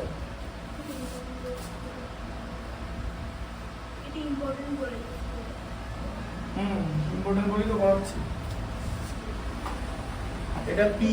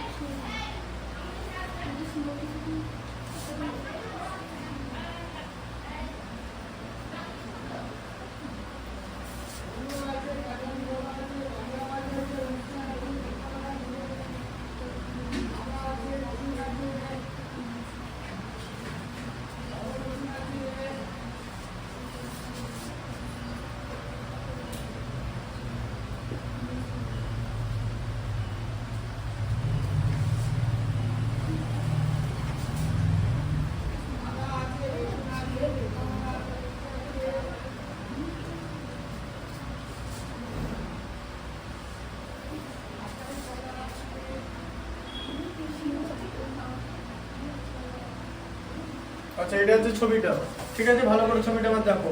বৃত্তের দেখো ও কেন্দ্রীয় বৃত্তের টি হচ্ছে বহিস্থ বিন্দু। ভালো করে বোঝো, এটা ও কেন্দ্রীয় বৃত্ত তো, ও কেন্দ্রীয় বৃত্তটা তো এটা ও কেন্দ্রীয় বৃত্ত আর পি কেন্দ্রীয় বৃত্ত আছে, দুটো দেখেছো তো? তাহলে ও কেন্দ্রীয় যে বৃত্তটা আছে তার বাইরের বিন্দু টি তো। আচ্ছা, সেই বাইরের বিন্দু থেকে এই বৃত্তের উপরে মাত্র দুটো স্পর্শক অঙ্কন করা যায়। তার মানে এটি এটি আর বিটি এরা হচ্ছে স্পর্শক, মানে টেনজেন্ট। টেনজেন্ট কার? ও কেন্দ্রীয় বৃত্তের স্পর্শক, ঠিক আছে? ও কেন্দ্রীয় বৃত্ত, বুঝতে পেরেছো? ও কেন্দ্রীয় বৃত্তের স্পর্শক তো দুটো স্পর্শক অঙ্কন করা যায়। তাহলে ও কেন্দ্রীয় বৃত্তের টি যে কোনোটা বহিস্থ বিন্দু। এবার প্রমাণ করতে হবে টি বিন্দু থেকে ও কেন্দ্রীয় বৃত্তে দুটো স্পর্শক অঙ্কন করা যায়। টি বিন্দু থেকে ও কেন্দ্রীয় বৃত্তে দুটো স্পর্শক অঙ্কন করা যায়, এটা তোমাকে প্রমাণ করতে হবে, মানে প্রমাণ করতে হবে, মানে প্রমাণ, ঠিক আছে? আচ্ছা, এবারে ওটি যুক্ত করলাম, তাহলে ওটি যুক্ত করা, ওর থেকে পুরো টি যুক্ত করা হলো, ঠিক আছে? আচ্ছা, আবার ওটিকে ব্যাস করে একটা বৃত্ত অঙ্কন করলাম। এই যে ওটিটা যে ব্যাস, তাহলে ওটিটা হাফ নিয়ে পিটি, তাই তো? তার মানে হচ্ছে PT equal to half of OT. বোঝা গেল?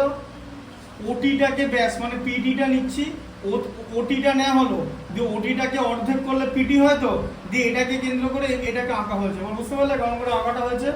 হ্যাঁ, যে প্রথমে আমি একটা শোনো, প্রথমে এই বৃত্তটা আঁকা হলো, এই বৃত্তের নাম দেওয়া হলো ও, সেখান থেকে সোজাটা লাইন টেনে ওটি করা হলো, কারণ টি হচ্ছে বহিস্থ বিন্দু, ঠিক আছে? এই টি থেকে এইটার এটা আগে এঁকে নেওয়া হয়েছে, এরপর ওটিটা যে নেওয়া হয়েছে যেই সাইজে তাকে সমদ্বিখণ্ডিত করা হয়েছে, দিয়ে ব্যাসার্ধটা পাওয়া গেছে, দিয়ে ব্যাসার্ধটার নাম পিটি তো, দিয়ে ব্যাসার্ধটাকে ঘুরিয়ে এটাকে আঁকা হয়েছে। অঙ্কটা বুঝতে পারলে? হ্যাঁ, আচ্ছা এরপর দেখো, কারণ আঁকাটা এখানে বলা নেই। দেখো একটু বৃত্ত অঙ্কন করলাম, যা বলা এবার বলা আছে বৃত্ত অঙ্কন করে দিল, কিভাবে করলো সেটা বলে দিলাম। তাহলে টি বিন্দুটি ও কেন্দ্রীয় বৃত্তের বহিস্থ বিন্দু, আর ও হচ্ছে অন্তস্থ বিন্দু, ঠিক আছে? ও হচ্ছে বৃত্তের ভেতরে আছে, তাহলে এই বিন্দুটা বৃত্তের ভেতরে আছে বলে অন্তস্থ বিন্দু। সুতরাং ওটিকে ব্যাস করে অঙ্কিত বৃত্তটি ও কেন্দ্রীয় বৃত্তকে দুটি বিন্দুতে ছেদ করবে। সেই ছেদ বিন্দুটা হচ্ছে একটা এ, একটা বি। এই যে দুটো বিন্দু টাচ হয়ে যাচ্ছে, দেখেছো? ঠিক আছে, যেখানে টাচ হয়ে যাবে সেটাই হচ্ছে ও বি আর ও এ, ঠিক আছে? বুঝতে পারলে? যেখানে টাচ হয়ে যাবে। হ্যাঁ, মানে ছবিটা আরেকটু ভালো করে আঁকলে এটা হয়, যে এটা হয় যে টাচ, আর এটা হচ্ছে টাচ, এই যে টাচ করলো, ঠিক আছে? যেখানে টাচ করেছে, তাহলে দুটো বৃত্ত পরস্পরকে কি একটা এই বিন্দুতে টাচ করেছে, এই বিন্দুতে টাচ করেছে তো? হ্যাঁ, এই যে এরকম করে দুটো বৃত্ত আঁকা হয়েছে, এই যে এই বিন্দুটা এই বিন্দুটা টাচ করেছে তো? হ্যাঁ, আচ্ছা, তাহলে এবার ভালো করে বোঝো। আচ্ছা তাহলে এবার সব যুক্ত করা হলো, এ বি ছেদ বিন্দুটি এ এবং বি, তাহলে টি এ টি বি, তাহলে টি এ টি বি, টি এ টি বি আঁকা হয়েছে, ও এ ও বি যুক্ত করা হয়েছে, ঠিক আছে। আচ্ছা এবারে ও এ আর ও বিটা কি, ও এ কমা ও বি এরা দুজনেই রেডিয়াস তো, মানে ব্যাসার্ধ তো, হ্যাঁ। এই যে ও ও কেন্দ্রীয় বৃত্ত থেকে এদিকে গেছে, তাই তো, এই ও কেন্দ্রীয় বৃত্ত থেকে পরিধির দিকে লাইনটাকে ব্যাসার্ধ বলে তো, হ্যাঁ। এটা দুজনই ব্যাসার্ধ তো, এই যে এটাও ব্যাসার্ধ এটাও ব্যাসার্ধ তো, এই বৃত্তের ব্যাসার্ধ তো, কোন বৃত্তের ব্যাসার্ধ সেটা লিখতে হবে, রেডিয়াস অফ ও কেন্দ্রীয় বৃত্ত, এই যে ও কেন্দ্রীয় বৃত্ত, ঠিক আছে। ও কেন্দ্রীয় বৃত্তের ব্যাসার্ধ এ, ও এ আর ও বি, ঠিক আছে। আচ্ছা আর ও কেন্দ্রীয় বৃত্তের স্পর্শক তো এটি, তাহলে ব্যাসার্ধটা স্পর্শকের কি হয়, লম্ব হয় তো, ব্যাস তাহলে কি হবে, এই যে ও এ লম্ব টি এ আর ও বি লম্ব কি বলো টিবি, এই যে টিবি এটার সঙ্গে এটা লম্ব তো, লম্ব লম্ব, ঠিক আছে। আচ্ছা তাহলে এখানে কি আছে, হ্যাঁ এটা ও এ লম্ব এটি, ও বি লম্ব বিটি, এবারে ও এটি আর ও বিটি ও অর্ধবৃত্তস্থ কোণ, ঠিক আছে। অর্ধবৃত্তস্থ কোণ, এই যে অর্ধবৃত্তস্থ কোণ সমকোণ হয়, ঠিক আছে। অর্ধবৃত্ত, অর্ধবৃত্ত কেন, এটাকে যদি আমি এরকম করি এগুলো সব অর্ধবৃত্তস্থ কোণ, ঠিক আছে। অর্ধবৃত্তস্থ কোণ সমকোণ কেন, তার কারণ এই কোণটা সরল কোণ বলে, বুঝিয়ে দিচ্ছি। এই দেখো ধরো এরকম একটা আঁকা হলো, দিয়ে এইটা একটা আঁকা হলো, এবার এখানে যা কোণ হবে সব 90 ডিগ্রি হবে, কেন, কারণ এটাকে বলা হয় অর্ধবৃত্তস্থ কোণ, এইটা 180 ডিগ্রি, ঠিক আছে। এই কোণটা ধরো ও এ বি আর এদিকে সি, এই যে ও এ ও বি, এই এ ও বি এই কোণটা হচ্ছে 180 ডিগ্রি, কারণ এটা সরল কোণ, বুঝলে, ঠিক আছে। আর এসিবি, এসিবি হবে হচ্ছে 90 ডিগ্রি, কারণ এটা অর্ধবৃত্তের উপর আছে, তাই তো, এই যে এটা অর্ধবৃত্ততে আছে তো এই কোণটা, এটাকে অর্ধবৃত্তস্থ কোণ বলে। আর আরেকটা কনসেপ্ট হয় যে কেন্দ্রস্থ কোণ, এই যে এটা এটা ও তো, এই যে এটা কেন্দ্রস্থ কোণ তো, কেন্দ্রস্থ কোণ, আর এটা পরিধিতে তৈরি হচ্ছে তো কোণটা, কেন্দ্রস্থ কোণ পরিধিস্থ কোণের দ্বিগুণ, 180 90 এর দ্বিগুণ, বুঝতে পারলাম এটা। আচ্ছা তাহলে এটা অর্ধবৃত্তস্থ কোণ, তাহলে ও টি এ, ঠিক আছে। তাহলে ও টি এ, O T A equal to ও, ও টি এ না ও এ টি, এই যে বলে যাচ্ছে O A T equal to O B T, ঠিক আছে। এরা সমকোণ, তাই তো, এরা দুজনেই 90 ডিগ্রি, এরা অর্ধবৃত্তস্থ কোণ, এটা লিখতে হবে অর্ধবৃত্তস্থ কোণ, কথাটা তোমার লিখতে হবে অর্ধবৃত্তস্থ কোণ। কেন, এখন যদি জিজ্ঞেস করবে যে কেন লিখতে হবে অর্ধবৃত্তস্থ কোণ সমকোণ, এই জন্য লিখতে হবে, এটা একটা ধর্ম ত্রিভুজ, ঠিক আছে, অর্ধবৃত্তস্থ কোণ সমকোণ।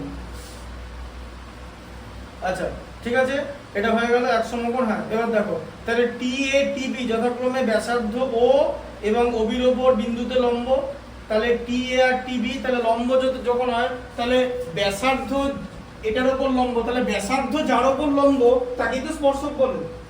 এবার কথা ঢুকলো, কি করে প্রমাণ হলো, এটা লিখছি না, ব্যাসার্ধ যার উপর লম্ব তাকেই তো স্পর্শক বলে, তাহলে এই ব্যাসার্ধটা যদি এটার উপর লম্ব হয় তাহলে এটা স্পর্শক, এই ব্যাসার্ধটা এটার উপর লম্ব তাহলে এটাও স্পর্শক, দুটোই স্পর্শক আছে। তাহলে কোন ও কেন্দ্রীয় বৃত্তের বহিস্থ বিন্দু টি, সেটা থেকে বৃত্তের দুটো স্পর্শক অঙ্কন করা যায়, বৃত্তের বহিস্থ বিন্দু থেকে বৃত্তের উপর দুটো স্পর্শক অঙ্কন করা যায়। এটা ছিল হচ্ছে উপপাদ্যটা, ভেরি ইম্পর্টেন্ট, এটা দাগ দিয়ে রাখো, ঠিক আছে। প্রয়োগ 7টা পরীক্ষায় আসবে, ঠিক আছে।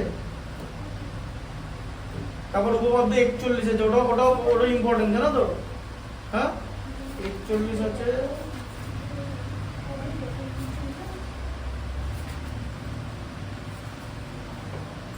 উপপাদ্য 41টা ইম্পর্টেন্ট, ভালো করে এগুলো বুঝতে হবে। এটা হয়ে গেছে, বোঝা বুঝতে পেরেছো তো, বুঝিয়ে দিচ্ছি তাহলে, কনসেপ্টটা বুঝতে পারলে।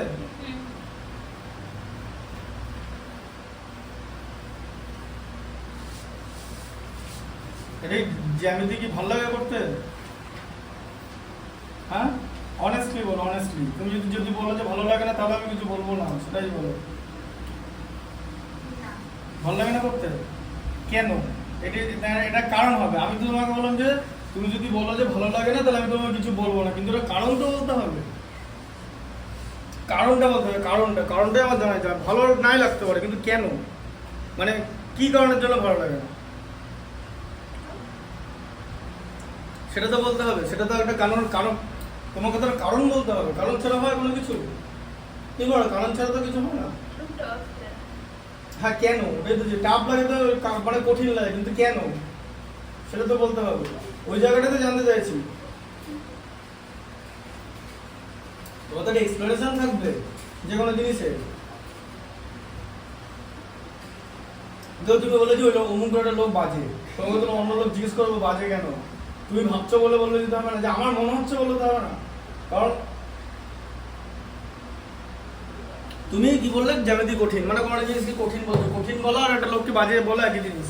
এবার ধরো তুমি কাউকে বাজে বলছো, তাহলে তার কারণ তোমাকে বলতে হবে, সেটা তার কারণ আছে। তুমি যদি বলো যে না আমি ভাবছি বলে বাজে, এরকম বললে হবে না। তাহলে কঠিন কেন, সেই কারণটা সবার আগে বলতে হবে। আমি যেভাবে জ্যামিতিটা বোঝাই সেটা কি বুঝতে পারো? তাহলে আমি যেখানে আমি যেরকম বোঝাই তার সঙ্গে আগে যেরকম বোঝাই তার কি পার্থক্য ছিল? বইয়ে উপপাদ্য? বাহ, রিডিং পড়ার মতো, তাই তো? মানে কোনটা কেন কিরকম করে হচ্ছে সেটা বলছো না, যে ডিটেলসে না বুঝলে উপপাদ্য বুঝতে হবে না, এত ডিটেলসই বুঝতে হবে, আগেই বললাম। উপপাদ্য 41, এটা দেখো, এটা খুব ইম্পর্টেন্ট। হ্যাঁ দেখো, এবার হচ্ছে প্রথমে, হ্যাঁ ওরকম যদি আমরা করতে পারতাম না তাহলে 2-3 মাসের মধ্যে সিলেবাস শেষ।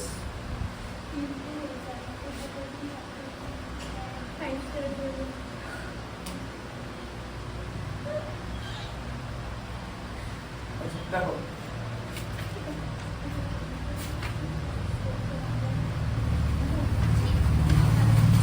দেখো হ্যাঁ, এটা হলো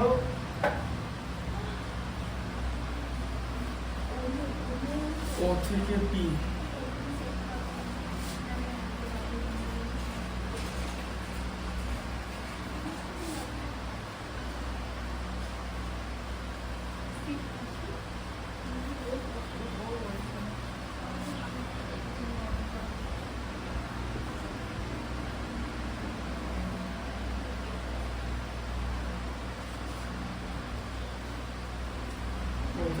এবার দেখো এটাই ছবিটা, ছবিটা এটাই তো ভালো। আমার এখানে এক্সট্রা কিছু বলা আছে ছবিতে, ছবিটা এটাই তো, ভালো করে দেখো তো কোনখানে। ও ঠিক আছে, এরতে কোনো অসুবিধা নেই। হ্যাঁ বলো বলো,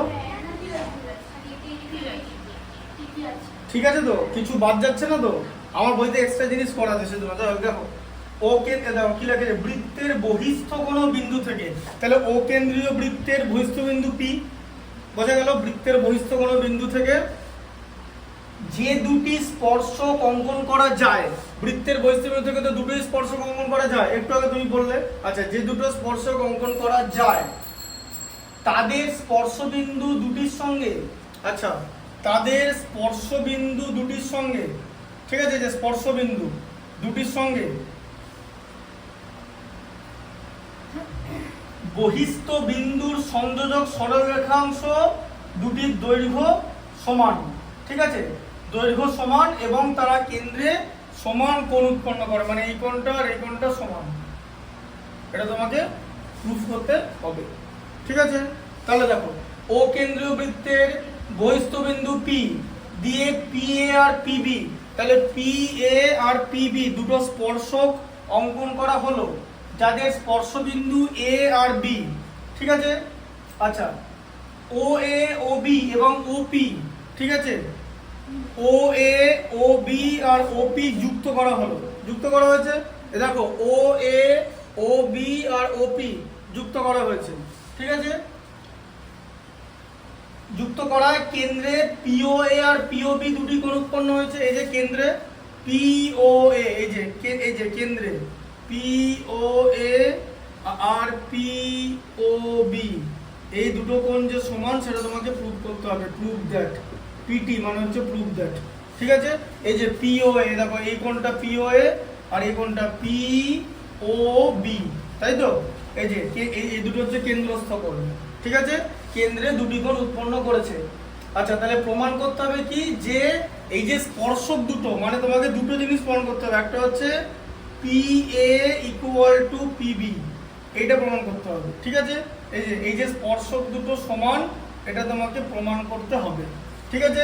স্পর্শক দুটো সমান আর ওই সংযোজক সরলরেখাংশ কেন্দ্রে সমান কোণ উৎপন্ন করে, মানে স্পর্শবিন্দুর সংযোজক সরলরেখাংশ, স্পর্শবিন্দু A, তাহলে সংযোজক সরলরেখাংশ হচ্ছে OA, ঠিক আছে। এটা কেন্দ্রে সমান কোণ উৎপন্ন করে, এই দুটো জিনিস তোমাকে প্রমাণ করতে হবে। এবার তোমার কাছে ক্লু কি আছে, ঠিক আছে। তোমার কাছে ক্লু কি আছে, প্রথমেই বলে দিয়েছে কি, যে এপিটা স্পর্শক বলে দিয়েছে, এপিটা ট্যানজেন্ট তো, হ্যাঁ। আচ্ছা, এপিটা ট্যানজেন্ট, স্পর্শক মানে ট্যানজেন্ট, যেগুলো জেনে রাখো। এপি ট্যানজেন্ট, আর ও এটা কি, ও এটা হচ্ছে ব্যাসার্ধ মানে রেডিয়াস তো, হ্যাঁ। আচ্ছা, তাহলে ও এটা এপির ওপর লম্ব তো, হ্যাঁ। এই যে দেখো কি হলো, এই যে দেখো ব্যাসার্ধটা স্পর্শকের উপর লম্ব তো, তাহলে এখানে 90 ডিগ্রি অ্যাঙ্গেল এখানে করে না, 90 ডিগ্রি। আবার দেখো এখানে বিপি, আবার এখানে বিপি যেটা আছে সেটা হচ্ছে ট্যানজেন্ট, তাহলে বিপিটা ট্যানজেন্ট, ঠিক আছে। আর ওবিটা কি বলো, ওবি কি বলো, ওবি কি বলো, ওবি দেখো কোথায় আছে, ওবি ব্যাসার্ধ, লম্ব বটে, ওবি ব্যাসার্ধ হচ্ছে রেডিয়াস, তাই ওবি লম্ব কি বিপি, ঠিক আছে। আচ্ছা, এবার তাহলে এই কোণটা 90 ডিগ্রি তো, ওবিপি, তাহলে ওএপি কত, তাহলে অ্যাঙ্গেল ওএপি 90 ডিগ্রি, তাই তো। আবার অ্যাঙ্গেল বলো ওবিপি, তাহলে বি কোণটা 90 ডিগ্রি তো, হ্যাঁ, তাই হচ্ছে তো।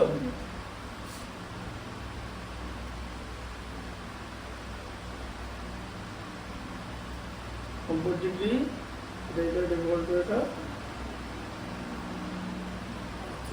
হ্যাঁ। এবার বলো কি করবে। এবার যদি জিজ্ঞেস করে যে প্রমাণটা কি করে আসবে, ঠিক আছে, প্রমাণটা কি করে আসবে, তাহলে ব্যাক ক্যালকুলেশন করতে হবে, যেটা তোমাকে ভালো করে বুঝতে হবে। এই ব্যাপারটাই যে বইতে যিনি দেখাতেন তিনি ব্যাপারটা বলতেন না, যে প্রমাণটা কি করে আসবে, সেটাই বলে দিচ্ছি। প্রমাণটা কি করে আসবে সেটা হচ্ছে, এই দুটো ত্রিভুজকে যদি তুমি সর্বসম দেখাতে পারো, ধরো দুটো ত্রিভুজকে তুমি সর্বসম দেখালে, দিয়ে তুমি লিখতে পারবে যে এই বাহুটা ইকুয়াল টু এই বাহুটা সর্বসম ত্রিভুজের অনুরূপ বাহু, আর এই কোণটা ইকুয়াল টু এই কোণটা সর্বসম ত্রিভুজের অনুরূপ কোণ। বোঝা গেল, প্রমাণ হয়ে গেল।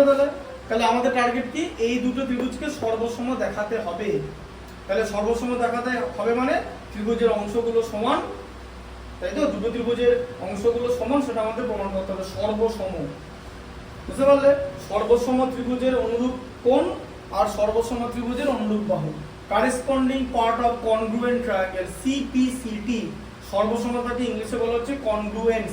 তাহলে আমি দুটো ত্রিভুজের নাম কি বলো, ত্রিভুজটার নাম দিয়ে দাও, ওএপি দিয়ে দাও, হ্যাঁ। তাহলে ত্রিভুজ ওএপি আর ত্রিভুজ বিওপি।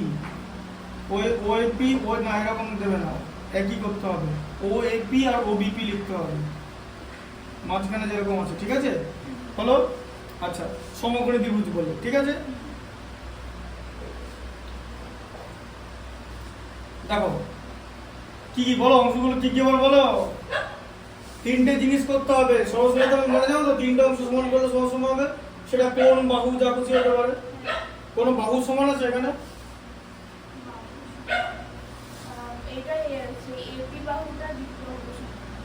হ্যাঁ,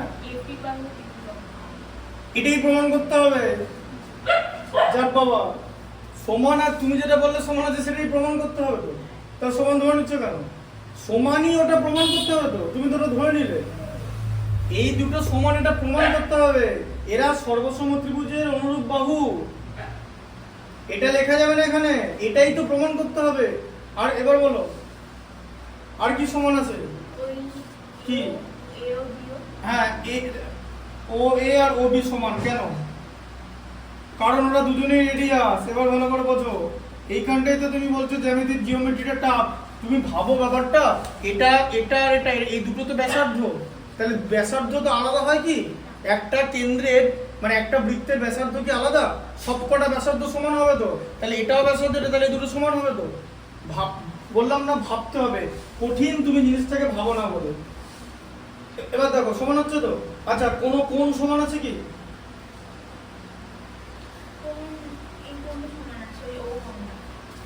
আরে ও কোনটাই সমান সেটা প্রমাণ করতে হবে।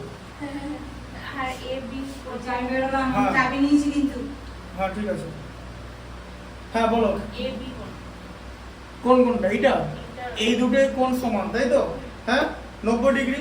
আচ্ছা তাহলে এবার লেখো, তাহলে O A P equal to O BP, ঠিকঠাক লিখবে কিন্তু, এ কোণ বি কোণ, হ্যাঁ 90 ডিগ্রি সমান। আর কি সমান আছে?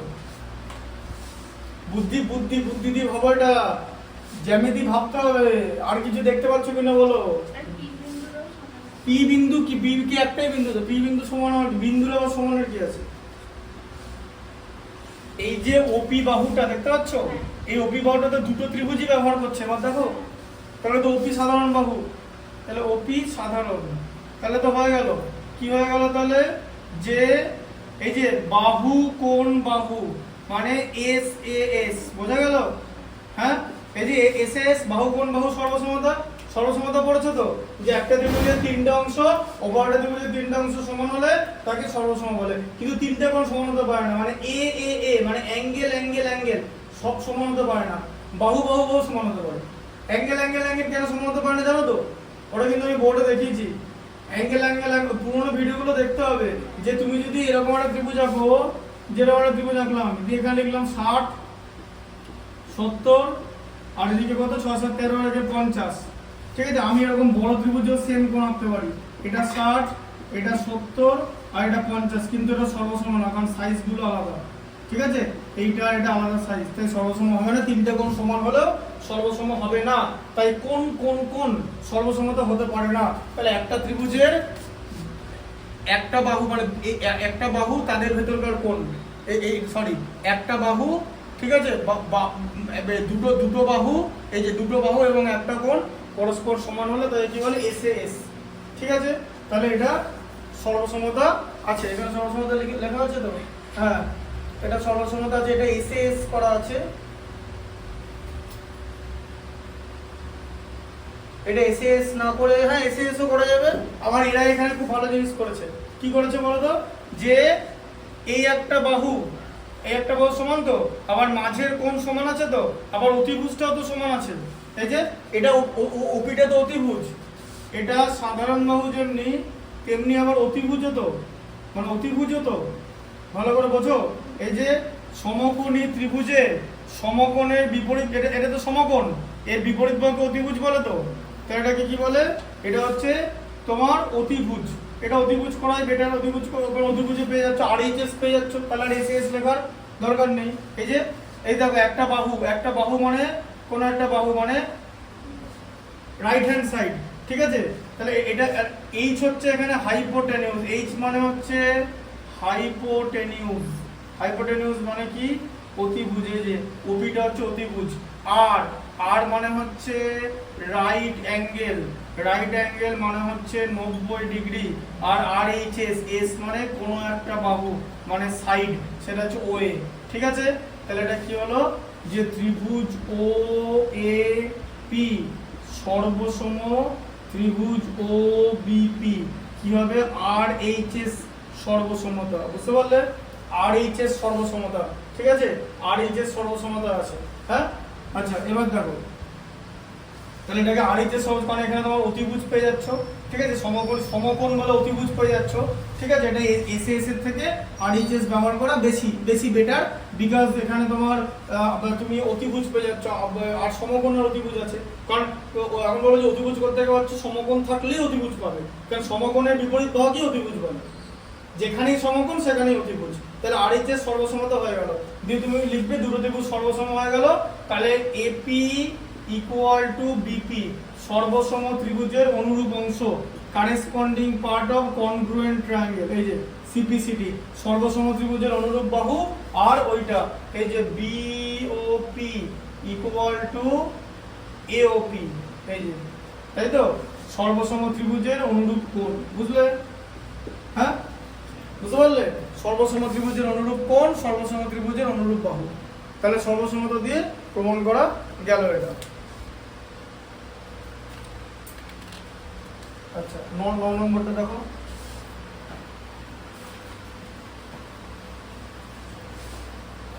স্কুল আছে নাকি? না তুমি যাবে নাকি স্কুল? কতদিন স্কুল কম যাও? কম মানে কিরকম কম? সপ্তাহে একদিন? কমের আবার ব্যাপার আছে। কম কথাটা হচ্ছে মানে মানে যে কম কম মানে সংখ্যা না বললে, সংখ্যাটা খুব ইম্পর্টেন্ট, জানো তো? সংখ্যা কতটা ইম্পর্টেন্ট জানো তো? ওদের একদিন বলেছিলাম সংখ্যা কতটা ইম্পর্টেন্ট, ঠিক আছে?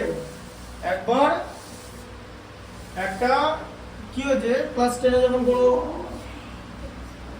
একবার একটা মেয়ের বয়ফ্রেন্ড তাকে বলছে যে your beauty, words can not describe your beauty, words মানে শব্দ দিয়ে সৌন্দর্য প্রকাশ করা যাবে না, ঠিক আছে? সেটা একজনকে বলেছে আবার, সেটা একটা ছেলেকে মেয়েটা বলেছে, যে ছেলেটা বলেছে যে yes it is right but numbers do, মানে নাম্বার দিয়ে বোঝানো যাবে। দিয়ে তখন ছেলেটা মেয়েটা যখন জিজ্ঞেস করেছে কিভাবে বোঝানো যাবে, দিয়ে বলো যে 10-এ 2, কি বলতো? ঠিক আছে, ব্যাপারটা বুঝতে পারলে? তাহলে এই যে না তুমি 10-এ 2 মানে কি? তখন আমি যে 2/10 লিখলাম তুমি বুঝে গেলে, হাসছো মানে বুঝে গেলে, তার মানে নাম্বার দিয়ে বোঝানো যায় তো?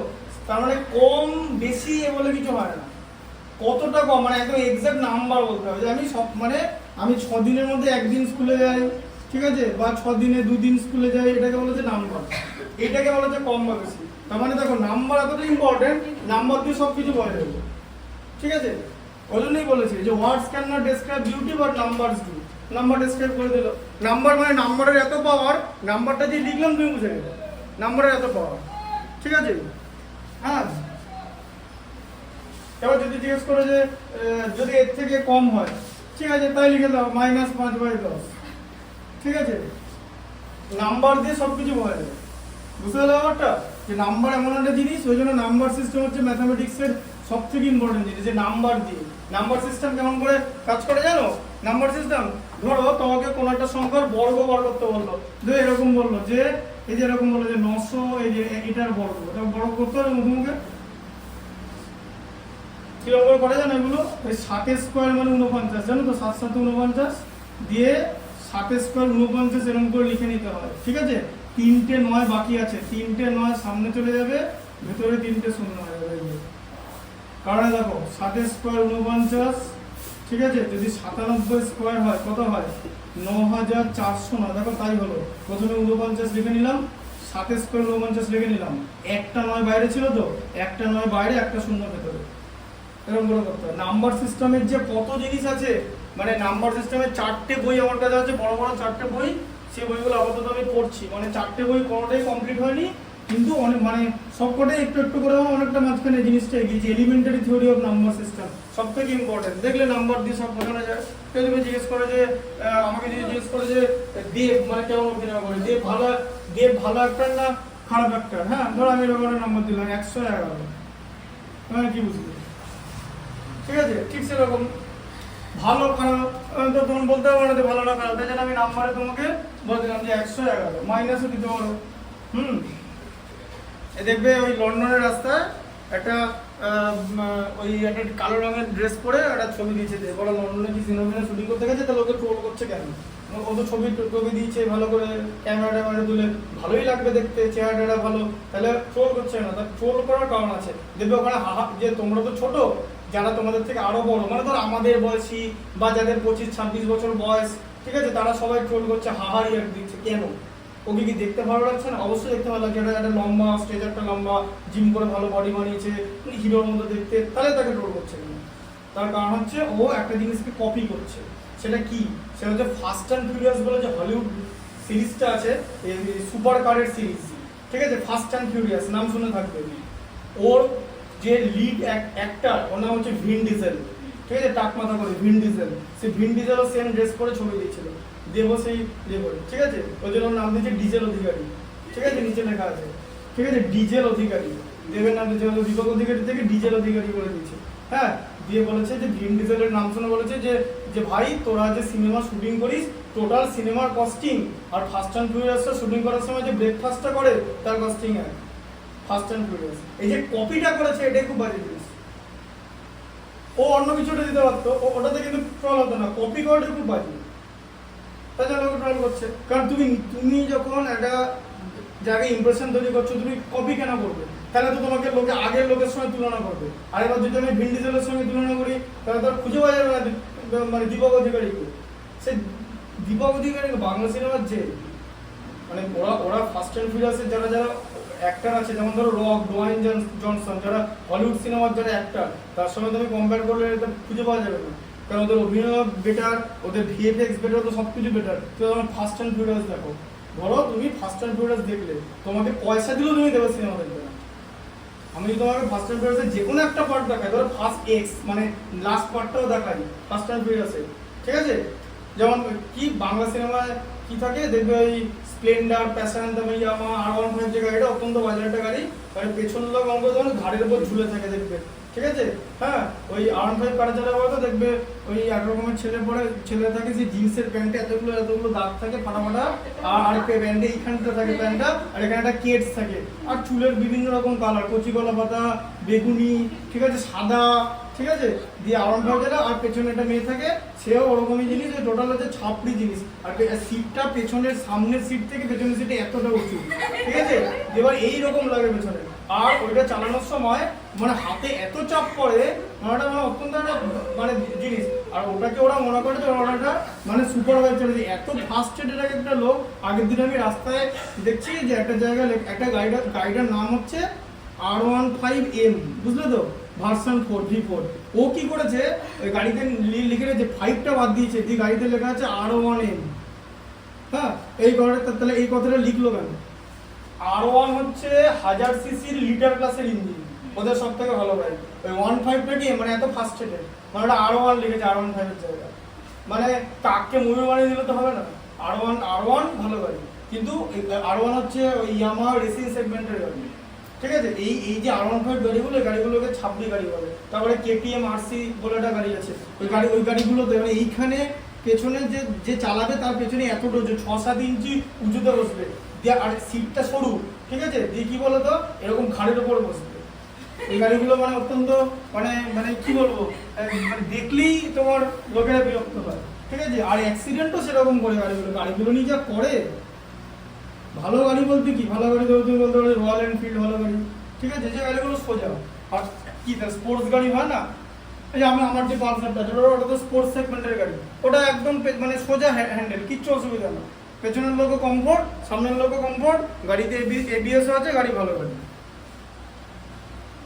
তাই কপি করা যাবে না, যে কোনো জিনিসকে কপি করলে সমস্যা, কপি করলেই হচ্ছে মুশকিল। যে কোনো সিনেমায় যে রাজ চক্রবর্তী কি করে সাউথের সিনেমাগুলোকে কপি করে একটা সিনেমা বানায়, যে একটা সিনেমা চলেনি, চলবে কি করে, একটা নতুন গল্প বানাও, নতুন একটা ভালো সিনেমা বানাও, কতদিন কপি করে চালাবে? কপি জিনিসটাই খুব বাজে। কেন বলতো, এখনকার দিনে না সবার কাছে সব জিনিস আছে, কে কোত্থেকে ঝেড়ে টুকেছে সেটা সবাই বলে দিতে পারবে। দেখো, একটি অকেন্দ্রীয় বৃত্ত এঁকেছি, ব্যাসার্ধের দৈর্ঘ্য 6 সেন্টিমিটার। দেখো ভালো করে, এবার কিন্তু এখানে অঙ্ক শুরু। অঙ্ক বলতে কি, এবার এর মধ্যে হিসাব আছে। দেখো, অকেন্দ্রীয় বৃত্ত, একটা ব্যাসার্ধ আঁকা আছে, এটা O, আর এখানে ব্যাসার্ধ হচ্ছে T, ঠিক আছে, এটা 6 centimetre.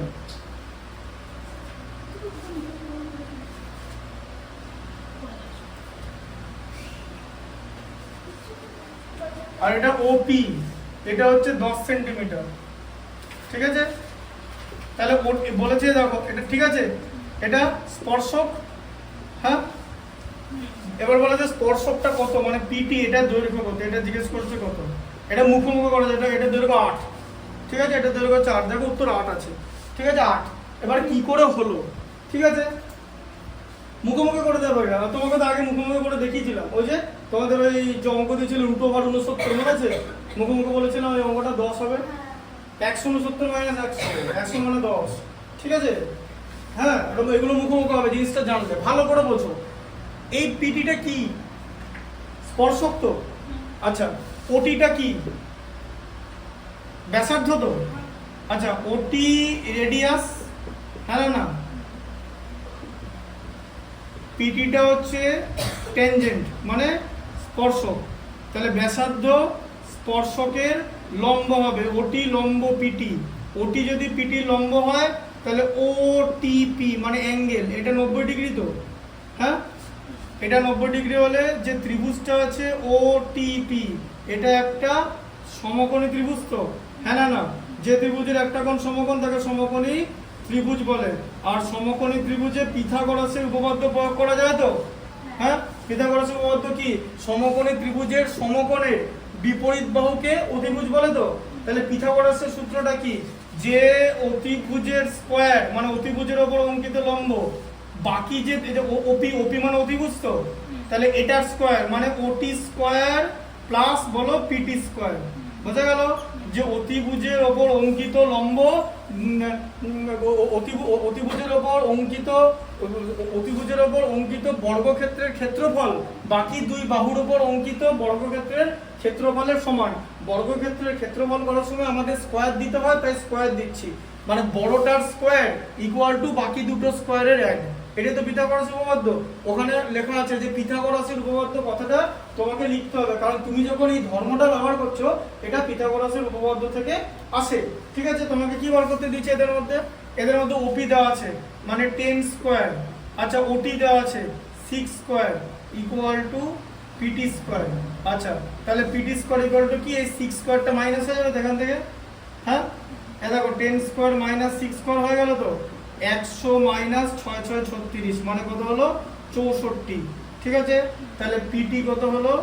Root over 64। Root over 64 দুটো মান হয় প্লাস মাইনাস 8। ঠিক আছে, কিন্তু আমরা মাইনাস 8টা নেব না, কারণ ঋণাত্মক কিছু এখানে মান হবে না ত্রিভুজের, তাই এটা দৈর্ঘ্য হচ্ছে 8 সেন্টিমিটার। বোঝা গেল প্রয়োগটা? এই প্রয়োগগুলো সব দাগ দিয়ে রাখো। ঠিক আছে, ইম্পর্টেন্ট প্রয়োগগুলো। আচ্ছা, প্রয়োগ 10এরটা দেখে নাও। আচ্ছা, 10এরটা কি আছে বলে দেখো।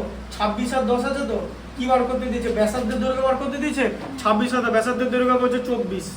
ঠিক আছে, ব্যাসার্ধের মুখোমুখি বলা যায়, মুখোমুখি এগুলো দেখিয়ে দিচ্ছি। 10এরটা দেখিয়ে দিচ্ছি, 10 পর্যন্ত দেখিয়ে দিই। উত্তর হচ্ছে 24। করতে এত কম সময় লাগেনি। কি করে 24 হলো সেটা দেখিয়ে দিচ্ছি। দেখো 10 নম্বরটা দেখো।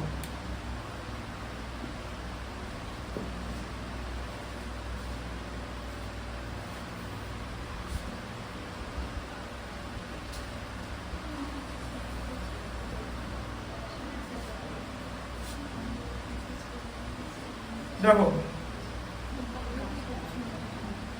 এটা ও, এটা টি। ঠিক আছে, ও টি না, ও পি, এটা হচ্ছে পি। দেখো, ও কেন্দ্রীয় বৃত্তের একটি বহিস্থ বিন্দু পি। ঠিক আছে, সেখান থেকে পিটি স্পর্শক অঙ্কন করা হয়েছে। এই যে পিটি স্পর্শক অঙ্কন করা হয়েছে।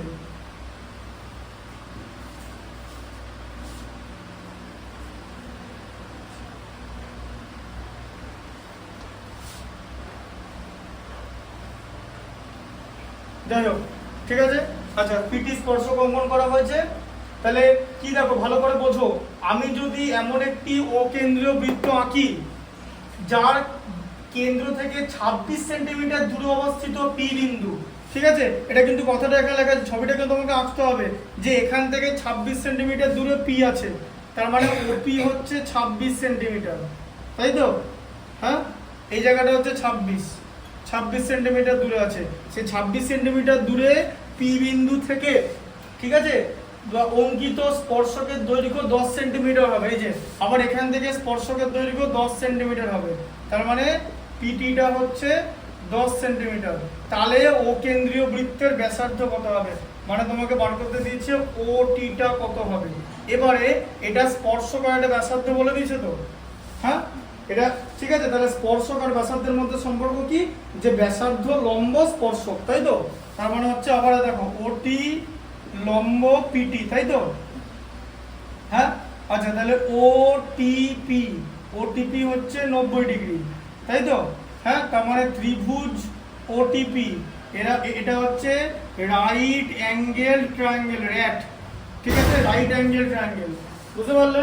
হ্যাঁ, র্যাট জিনিসটা খুব ইম্পর্টেন্ট। র্যাট কথাটা মানে এমনি বললাম, র্যাট মানে কিন্তু ইঁদুর নয়, ঠিক আছে? আর এটা র্যাট কথাটা যে এরোপ্লেনের সঙ্গে যায়, এই এরোপ্লেনেতে একটা জিনিস নামে মানে র্যাম এয়ার টারবাইন বলে, মানে ইঞ্জিন কাজ না করলে ওর ইঞ্জিন কাজ করে। ওই যে ওই আহমেদাবাদে যে দুর্ঘটনাটা হলো, সেখান থেকে খবরের কাগজ পড়ে আমি জানতে পারলাম যে র্যাট বলে একটা জিনিস হয়, যে ইঞ্জিন ডিক্লাইন হলে এটা নাম হয়। যাই হোক, রাইট অ্যাঙ্গেল ট্রায়াঙ্গেল, তাহলে রাইট অ্যাঙ্গেল ট্রায়াঙ্গেলে কিসের সূত্র কাজে লাগে? পাইথাগোরাসের সূত্র। তাহলে পিথাগোরাসের উপপাদ্য অনুযায়ী বা পিথাগোরাসের সূত্র অনুযায়ী কি বলো? আচ্ছা, অতিভুজ কোনটা? এটা সমকোণী ত্রিভুজ তো, সমকোণ তো, তাহলে নিতে মন দিচ্ছে কি? আচ্ছা, না সমকোণ তো, তাহলে সমকোণী ত্রিভুজের সমকোণ এটা, সমকোণের বিপরীত বাহুকে কি বলে? অতিভুজ বলে তো। তাহলে এখানে অতিভুজ কোনটা? অতিভুজ কোনটা? অতিভুজ কোনটা বলো? সমকোণের হ্যাঁ হ্যাঁ টিপি, এখানেই তো সমকোণটা আছে। তাহলে অতিভুজ কোনটা? সমকোণের বিপরীত বাহু ওপি। হ্যাঁ, ওপিটা, তাই তো? আচ্ছা, তাহলে অতিভুজের square OP square equal to বাকি দুটো বাহু, বাকি দুটো বাহু হচ্ছে ওটি আর একটা বাহু হচ্ছে পিটি স্কয়ার, তাই তো? তাহলে ওপি কত? 26 এর স্কয়ার ইকুয়াল টু ওটি বার করতে দিচ্ছে, মানে ব্যাসার্ধ, ওটি স্কয়ার প্লাস পিটি, পিটি কত? 10 এর স্কয়ার, তার মানে কত হচ্ছে? 26 26 676 হয়, ঠিক আছে?